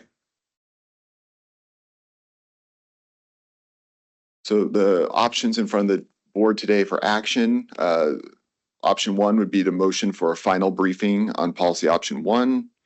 Option two, motion for final briefing on policy option 2, and 3 would be no action. Just as a reminder, a final briefing would include a bill draft. So I do a bill draft on whatever policy option, and then work with the state actuaries to provide a pricing to the board to consider. So that completes my report. If there's any questions. Again, can you just differentiate between option 1 and option 2? So I know you attempted to. Yes. Yeah. Yeah. Sorry if someone moves policy option 2 that they have to read that whole thing. You start, when I start writing these options and the bills, you start working with all the different stakeholder groups, and before you know it, it's gotten very wordy. Option 1 is the broad option: make part-time firefighters eligible for left 2. This would just make all part-time positions eligible for left 2, similar to law enforcement officers. Not exactly the same, but similar. Option 2, make part-time firefighters eligible for left 2 if the position is filled with an active left 2 member, and the position would otherwise be eligible for left 2 if it were full-time. And so that one is the more narrow one that is just trying to address these types of specific issues where someone is a full-time firefighter with one employer and they're picking up extra work, extra firefighter work with another employer in an ineligible position. Would make it so that position is eligible. Contributions need to be paid on it. The salary earned in that position would go to would be reported to DRS and could go to their average final salary. So I've gone on and on again on it, but so any other questions? Yes, go ahead. Go ahead, please. We would have to change under option 2. Well, I guess both options, we would have to change our statute, correct, to recognize part-time individuals. Yes. So option 1, you definitely have to do that. Option 2, you would be doing that. It could be, I think it could be worded in a way where you're just changing, instead of, saying flat out that changing the full-time compensated that's always been there, that it could be done another way where you change the definition of full-time to scoop in these positions. If someone's already full-time, so you're not allowing just part-time firefighters into the system, you still are required to be full-time. But if you're picking up these other shifts, we could change the definition of full-time to include that work. Yeah, my concern going down this hole is that many of our labor agreements recognize, as far as the bargaining unit itself, the exclusive representatives for full-time employees. And I don't know where the part-time fits into that. I mean, I know we have part-time people in the state who have worked either as EMTs, which we've addressed. I'm not aware of the fire side of it. I'm just I know we've got to deal with it. I'm just trying to make sure we go down the right path on this thing, because I don't want to jeopardize our collective bargaining statute at all. Okay. Go ahead, or either one of you. Sorry, Senator, go ahead. Yeah. Well, thank you, Mr. Chair. I'm kind of putting together something that's just like a gumball of different things here. So Pat, you brought up the concept of an employer actually ending up with an assigned experience rate from somebody that's actually not their full-time employee here. by fiat. It appears that option number 2, specifically in the pros and cons, sort of address that by saying you socialize the cost of the system so that everybody ends up having to absorb it. And the cons would be that maybe the people that aren't having part-time employees might still actually be part of any socialized costs, which usually happens over a larger group. Would option 2 address your concerns by socializing the costs over the total left two group out there, or is that still untenable?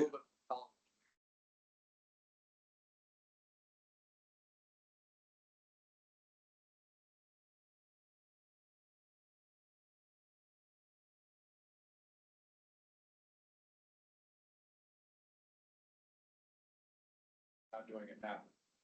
So there'd be recognizable cost to the person that's getting a part-time employee, just as if it was a full-time employee. So the cost would be there, and the person you'd have to recognize, the employer would then say, is this worth it to me? Right. And then, of course, that would be, and it would hopefully legitimate if the part-time person was hurt, had a part-time job, he'd be fully recognized. That's the part-time's employer's responsibility, not the full-time. So there'd be a lot more haggling as you go through if this thing went through, because then there'd be other issues you'd have to deal with up front. But what if we had an exemption from an assignment of an experience on that where it was socialized across the system? That would make everybody equally unhappy. Is that correct? Yeah.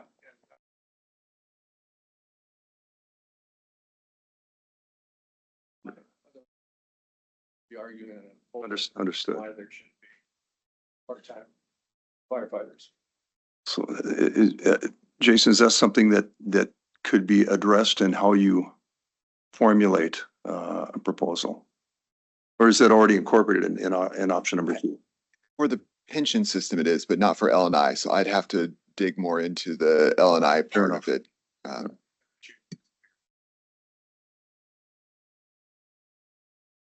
Yeah, there are other statutes bargaining L&I that piggyback on the DRS definition of who a firefighter is.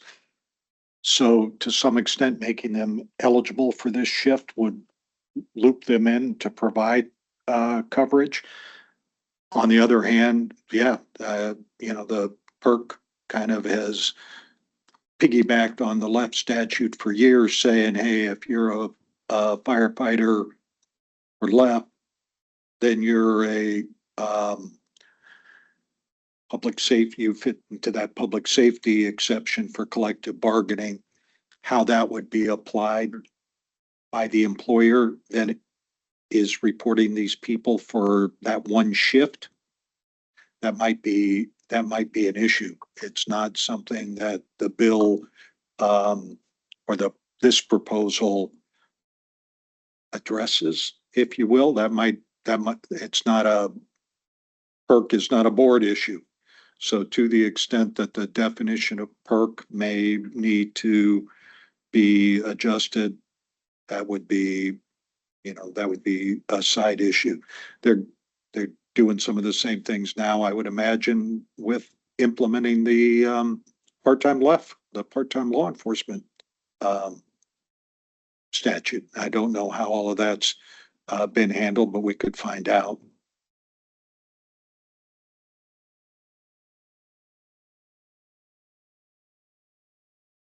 Thank you, Mr. Chair. So I think I was one of the ones that, Jacob, when you brought this last time, was interested in data. Yeah.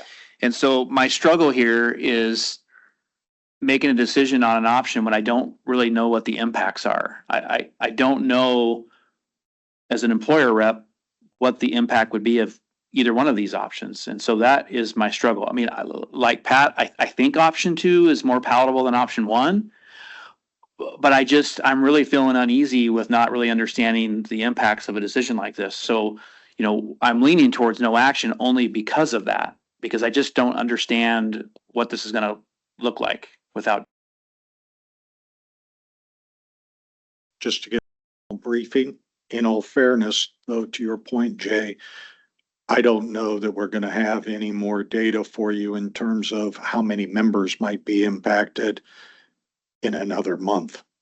And so whether that means no action today or no action in December, either way, I think based on what we're hearing from DRS and from the Board of Volunteer Firefighters, that there's no expectation that we're going to have more data in December than we have now. Jacob? No. Yeah. No. Yeah. But we would be able to work with the actuaries on at least identifying a cost to the system of, but we would not have data on how many people are out there in this situation. Is this a heavy lift for you as far as time if we move this forward to keep working on it? And the only reason I say that is because during our conversation this morning, just a question or maybe even a concern related to an issue being brought forward to the board and then us not taking action one way or the other. And I think by the responsibility of at least the exploration or continuance of that, I think it's good for us to look and see what we come up with, because I don't have all the answers either. I quickly glanced at the police one, the legislation for our police officers. I'm still trying to figure all that out. Yep. Senator. Thank you, Mr. Chair. Just a point of clarification, I guess, in what we're intending here is, are we looking at something that we would assume would be a state preemption? If you're a certified firefighter, you can work for these different agencies out there, kind of a, in the best interest of the public? Or are we accepting the fact that this is not any manner of a preemption and that we are allowing the employers by policy to determine whether their FTEs are going to be able to go someplace else and work part-time for another agency or not? So in other words, if we go forward with something like this, do the employers maintain control? Yeah, I don't think anything we're doing on the pension side affects your question either way. This practice is already out there. And so whether the full-time employer agrees with it or not, they've got employees that are working shifts someplace else. And this proposal's not going to change that. This will only affect potentially the benefits that attach to that, the pension benefits that attach to that extra shift that is being worked at the second employer. Albeit maybe in violation of policy. Hard to say. I don't know enough about the law, for instance. If you're a full-time employee, can they That's restrict me, like, to say you can't work anywhere else?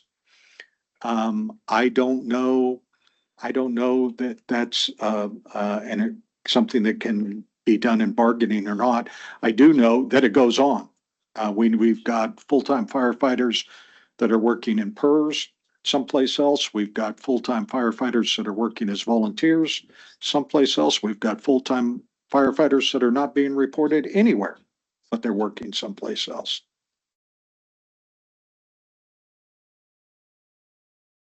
Well, I think just listening to the discussion and I've come to, I think Jay had the right answer right now. We don't have enough information to move forward without knowing how this is going to impact, the total group. We could move in and make a change and then adversely impact all firefighters or all employers by changing definitions and stuff like that. And if we have people doing it, it doesn't make, I always go back to the Darwin theory. You're hired to do a job over here for this for this employer and risk your life for the public over here. And to all of a sudden go over here and do it for free or for minimum wage just so you can put on a different color helmet, which usually happens, doesn't make sense to me. And as an employer, I don't want my guys, and I think Jeff and Steve just made the point too, is that in my former job, the idea of the employer being able to tell the firefighter what they can and can't do on their days off infringes on their ability to live the life they want to live, whether they want to go out and water ski, snorkel, or anything else, or go fight more fire someplace for nothing. One of the things that Jacob brought up was OSO and some of these other things that that firefighters and officers get deployed to.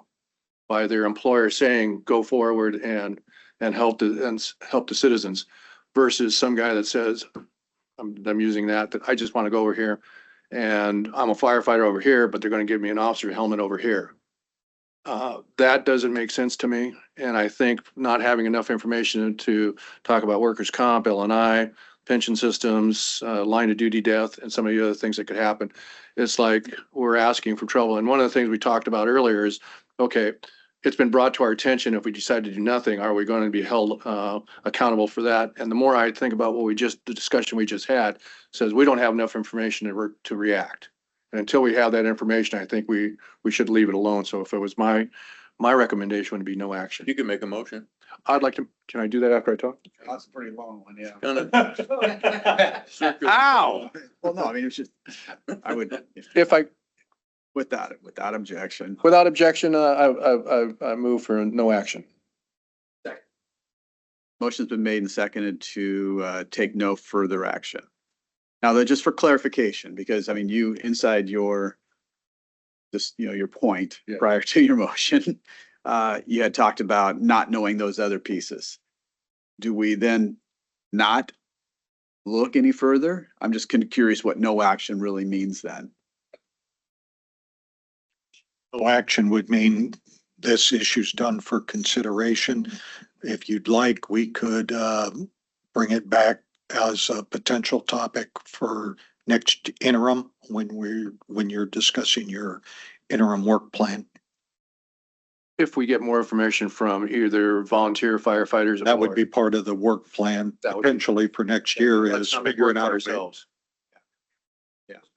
Yes, sir.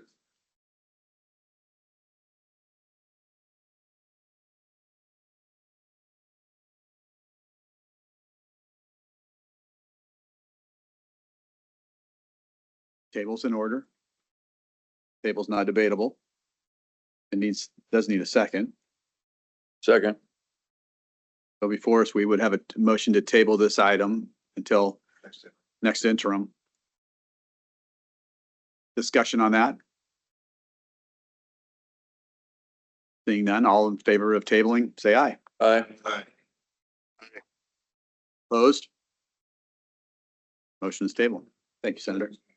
No, I think it falls right in line with what he was saying as well. I think we're all trying to figure it out. Yeah, so it's good. Thank you, Jacob. All right, so we do have lunches been delivered, so we're going to go ahead and step out, grab some lunch. Let's plan to be back in business in I'm gonna say 20 minutes. Okay. Okay, we're gonna at 11:40. 11:40.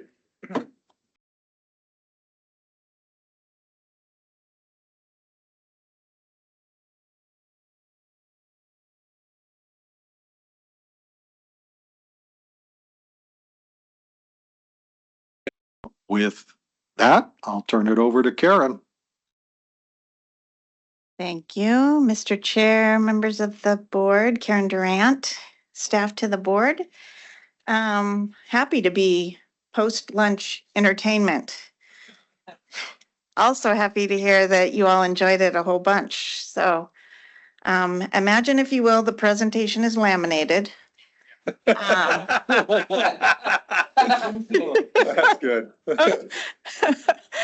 By way of an update, a letter was sent to OFM Director Pat Sullivan the day after the last board meeting asking for consultation. All materials that were presented to the board were also forwarded as well.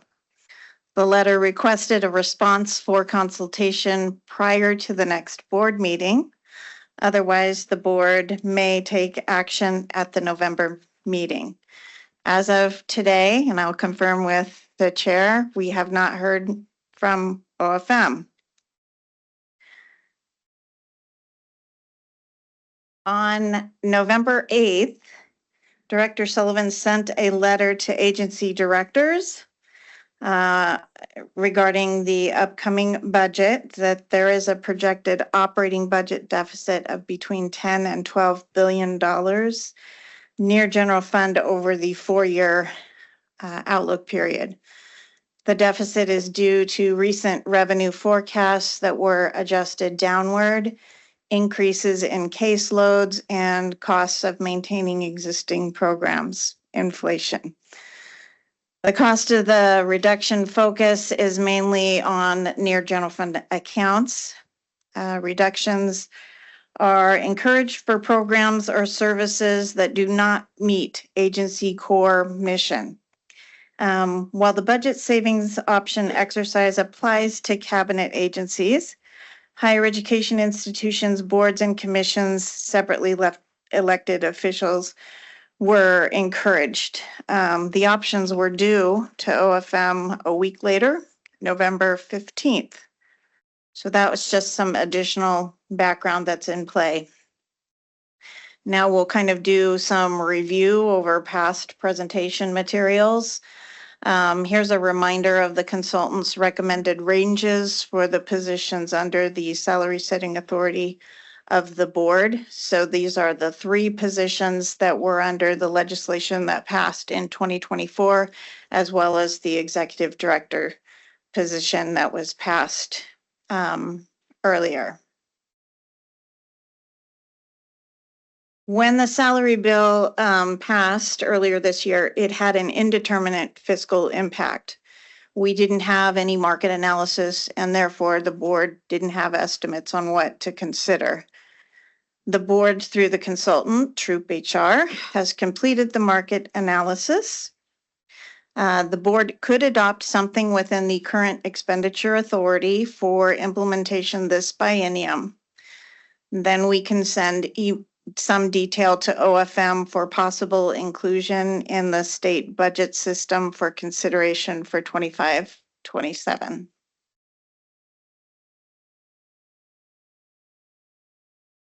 There's 2 phases of this bill implementation, if you will. The first would be initial setting of salaries. The second is development of an ongoing process. Based on the consultant's recommendation and industry best practice, the possible adoption of automatic annual adjustments to the ranges for legislatively authorized increases or the suggested 3% annually, adoption of a market evaluation concept and adjustments to ranges, they said every 2 years.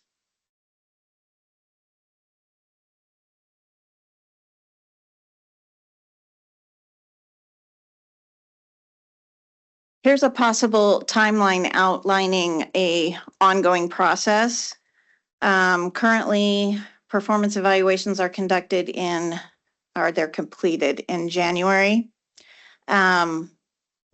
In even years, we can have in April and May market analysis conducted.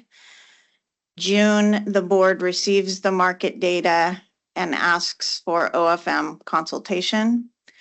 July, the board can possibly act on adopting new ranges, new structure. In August, we have usually no board meetings, so we would be preparing a budget request during that period based on what the board may have acted on in July. And then September, the budget is due to OFM. Please feel free to interrupt if you have questions as we're going along. Possible board actions. So the 2 buckets of what we discussed. The adoption of an ongoing process, the consultant's recommendations on adoption of the range structure, the adoption of an annual methodology, either the legislative general wage increases or a 3% annual adjustment methodology, the adoption of a market approach every 2 years, and the adoption of a timeline aligning with the budget process. Then the second part of that would be possible adoption of specific staff salary increases, and the presentation of past performance evaluations in executive session if necessary. So back to number 1 on process. Does the board want any action today? Is there a pleasure by the board on the bullet points identified under number 1, adoption of consultant process recommendations? Go ahead, sir. Sorry. Thank you, Mr. Chair. I'm in support of all the bullets here. I mean, this is something that we as a board had asked for. I think we've gotten good direction from consultant. I think we should be informed and have good information about how we make decisions on salary. I think we asked the consultant to do some work. They brought us some recommendations. I think their recommendations are based on market, which is what we asked for. And I like the idea of building in the methodology for the wage increase portion. I'm less inclined to just do a blanket 3% and more inclined to make it market-based, CPI-based. That would be the only change I would make here, but in terms of everything else, I'm pretty supportive of. Thank you. Patrick? Second. Yes, that was a motion. So moved. Just for clarification, are you proposing, just so we have it in place for process, you're asking for the annual adjustment to be tied to CPI? Okay. There's, as we know, for COLAs for the pensions, there's a lot of different CPIs out there. So I don't know, for instance, if there's an Olympia or a Thurston CPI or what. That would be the same one that's used for the COLAs. That would be the most, okay, yep. That's a Seattle, Bellevue, Tacoma. Yep, all right. Seattle Bellevue Metro. Yep. Other comments? Okay. All those in favor of adopting number 1 in its entirety with the clarification that we would use the Seattle Tacoma Bellevue CPI index. All right. All in favor, say aye. Aye.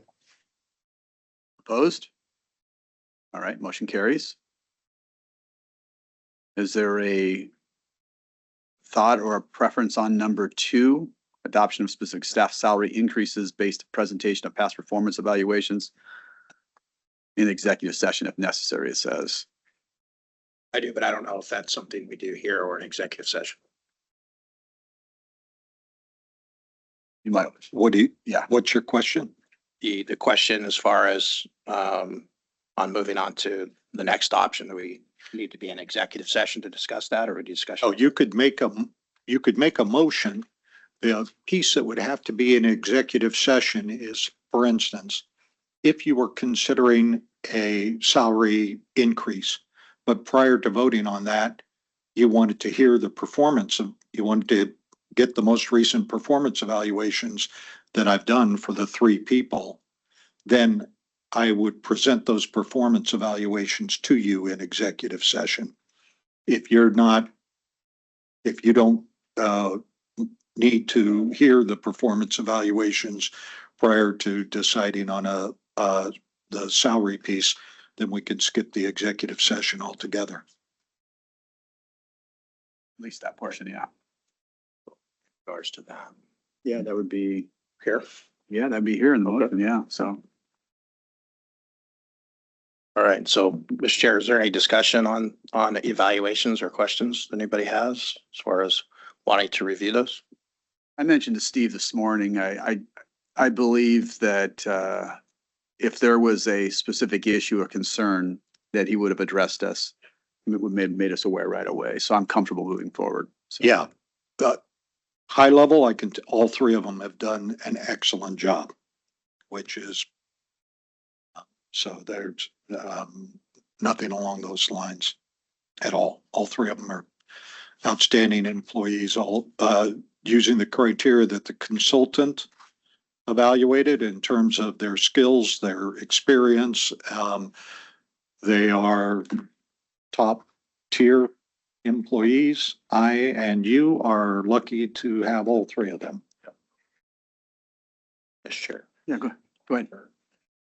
Just to clarify, or as we get into discussions, because I think I asked this question when the consultant was here, the mid, and max, we don't have to pick a mid, and max. We can choose anywhere along the scale between mid and max. So I just want to make sure we're all on the same page there as we get into discussion. So we don't have to get locked into one of those three. It's somewhere along the way.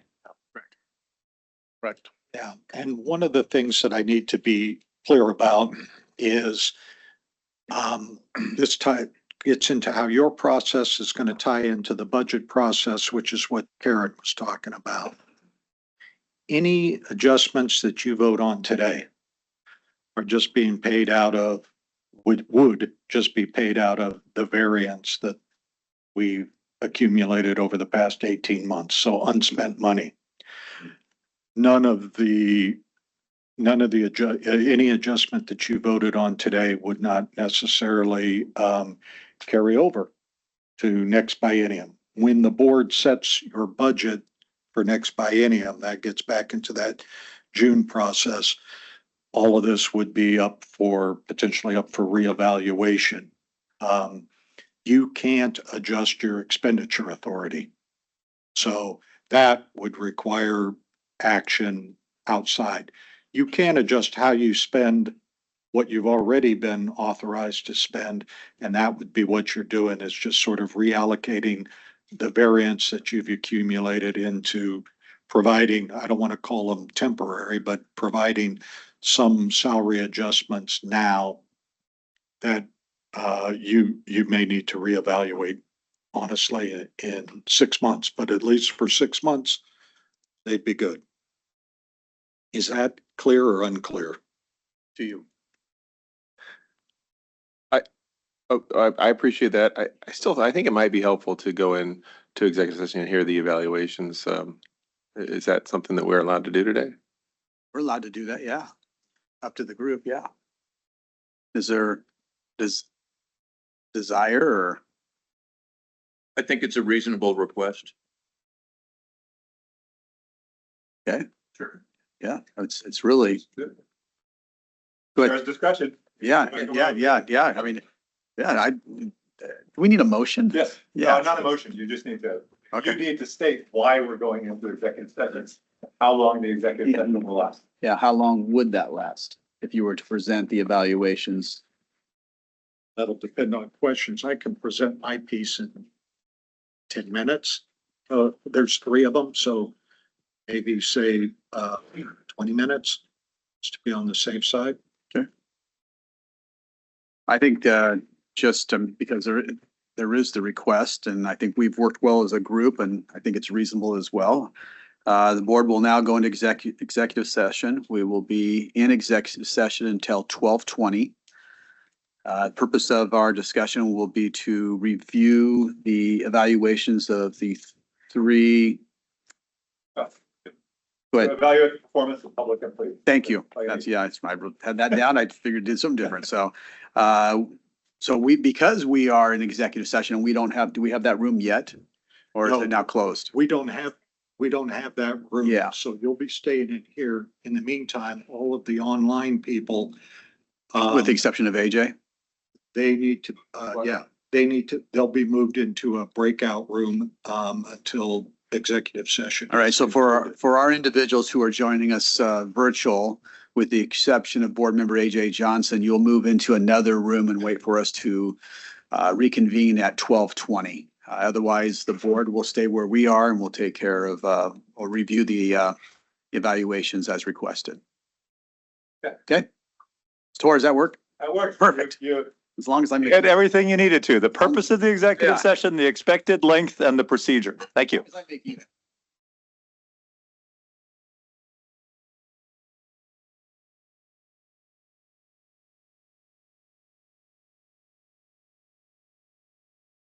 Can we confirm? Okay. And you might also clarify whether or not you want the employees who are being reviewed present or not? Not, okay, thank you. And or other staff too, so They have to be here for technology. for technology.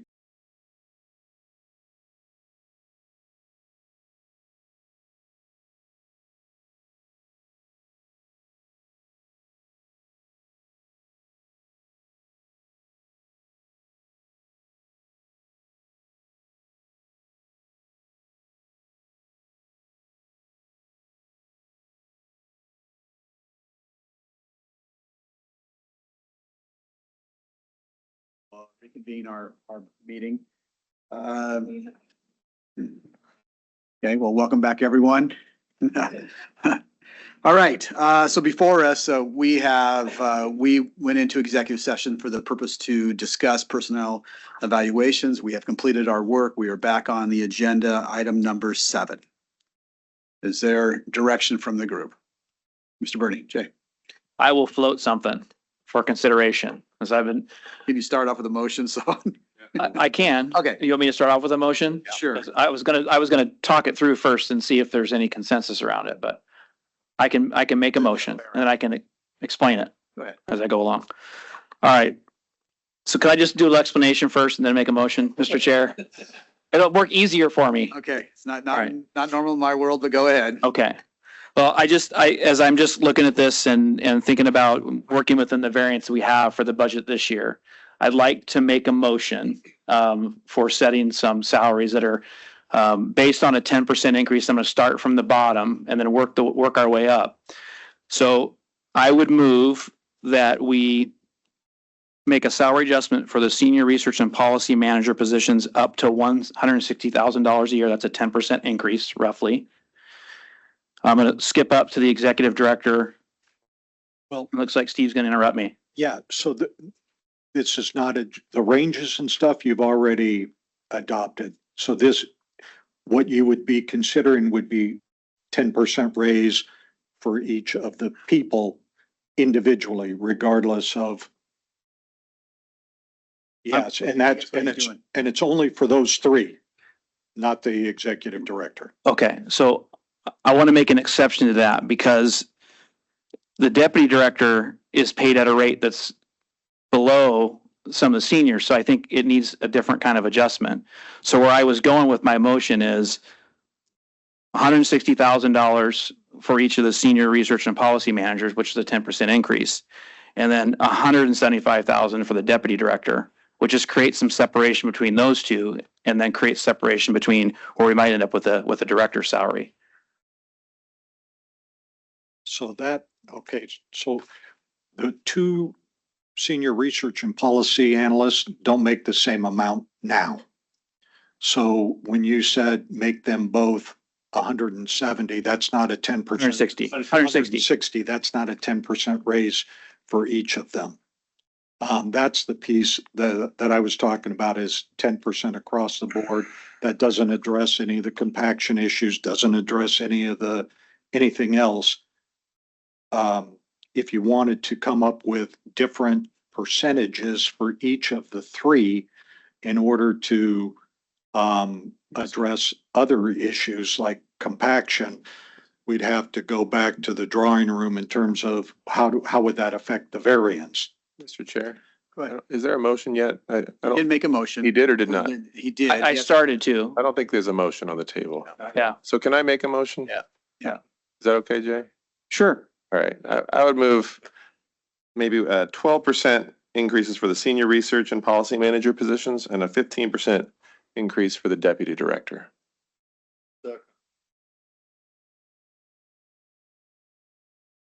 That works. All right, before us, we have a motion made, motion seconded to increase the senior research and policy management positions, number 1 and number 2 by 12% and to increase the deputy director's position by 15%. Discussion. I'll go with, Yeah, I think we have worked on this, got a bill passed, got the research coming back to us. This is a first step in my opinion, but it gives us a good direction to head towards as we actually get to a official budget process after this. But I feel like this is the right move or very close to it for what we should do right now, and it might be it's the right thing to do.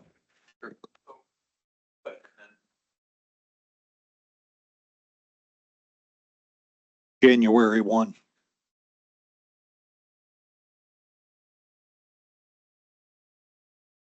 I appreciate my esteemed colleague making it simpler. For the record, me too. Without extending this stuff, we're here, it's not about the individuals, it's about the positions. But with that said, the people that we have in those positions right now, I know for a fact, I watched Karen at two conferences that we were just recently at Palm Springs and also in San Diego. And even though she was there to attend the conferences, she was on the phone every day representing this board and the activities of this board, as well as Tim was not available for the first one, but he was there for the second one. And I think Steve stated it very well. There was a big push for all pensions to be DC plans. Huge push. And now when we go to these conferences and we have Tim out there as the cheerleader on DB plans and what this board has done over the years, speaks highly of our staff. And then we have Jacob, who's coming up through the ranks, that has got what made a presentation at the first conference we were at. And it continues to raise our profile and our ability to do our work here and have this type of group come together as employers, legislators, and representatives of the pension to continue to move forward with what we've done. I think Steve stated it, is that the idea, the benefits that the members have received is totally due to the creation of this board and what this board does. So with that, to move ahead, as Darrell says, retention and recruitment is going to be huge for us in the years ahead. And if we try to underpay these people, we're going to end up with underperforming people. So with that said, I'm in favor of this motion. Thanks, Patrick. Anybody else? Other comments? Yes, please. So as I am also in favor of the motion, but I don't think we're done here. I think that's the other caveat I'd have, that when we look at our budgets for next year and we revisit this, I think we're gonna need to make further adjustments, because I don't think this goes far enough to get us to the level of competitiveness that I think we need to be. So, but I'm in favor of the motion as it stands. Thank you, Jay. Other comments? All right, seeing no other comments, the motion was to increase our senior research and policy managers, number 1 and number 2, by 12%, and our deputy director by a total of 15%, not a total, but that position by 15%. Any other discussion? Effective January 1. Effective, thank you, sir. Effective January 1. All those in favor say aye. Aye. Opposed? Aye. Opposed? Sorry, AJ. Seeing none, all the motion passes. Thank you very much. Thank you, Representative, for cleaning that up. Appreciate that. All right, on our agenda, looking at our public comment, we had received no public comment prior to the meeting or during the meeting. I actually checked my email to make sure that we didn't miss anything. No public comment, and I would turn it over to Mr. Nelson for his administrative update.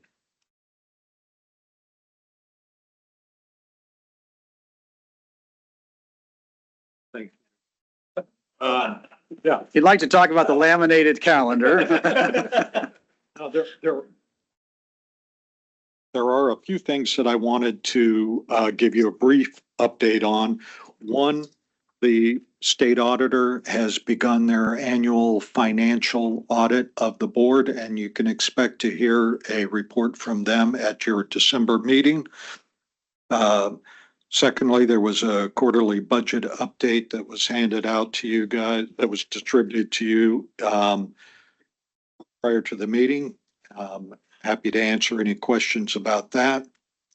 The third thing that I want to bring to your attention, though, has to do with legislation that was recommended by the board, that was actually drafted by me back in the very first year that the board was in existence. It created the original duty disability benefit, and it talked about the taxation of that benefit. Specifically, one of the pieces that came about of that bill was that when a member withdrew their contributions as a result of a duty disability, the opinion was that those would still not be taxable, that those would be under the language of a private letter ruling that was out at that time. Those would be considered employer pickup contributions rather than member contributions. And therefore the member would still be, there still would be no taxes on them. However, that private letter ruling was subsequently qualified by the IRS to say that when we talked about employer pickup contributions being employer contributions, there are certain areas where that does not apply. And one of those areas was in the area of this withdrawal of benefits. So DRS is in the process of that came to the attention of the Department of Retirement Systems by Ice Miller, and I've subsequently talked with them about that. So DRS will be implementing that change prospectively. There's no member liability for anything that happened in the past, but prospectively now, those benefits will be considered taxable as they should be under the clarification of the IRS. But I wanted to let you guys know, particularly since that was a board bill and since the taxable status of that wasn't specifically discussed. With the exception of maybe Mark, none of you might remember us discussing that at a board meeting over 20 years ago, but I told you then it was not taxable, and I'm telling you now that it is. And so I want to bring that to your attention. Yes. I know, I was hoping to do the admin update after my evaluation in case that comes up, but there you have it. I've already talked a little bit about some of the conferences. Jacob presented at the NC PERS. I talked a little bit about that. Tim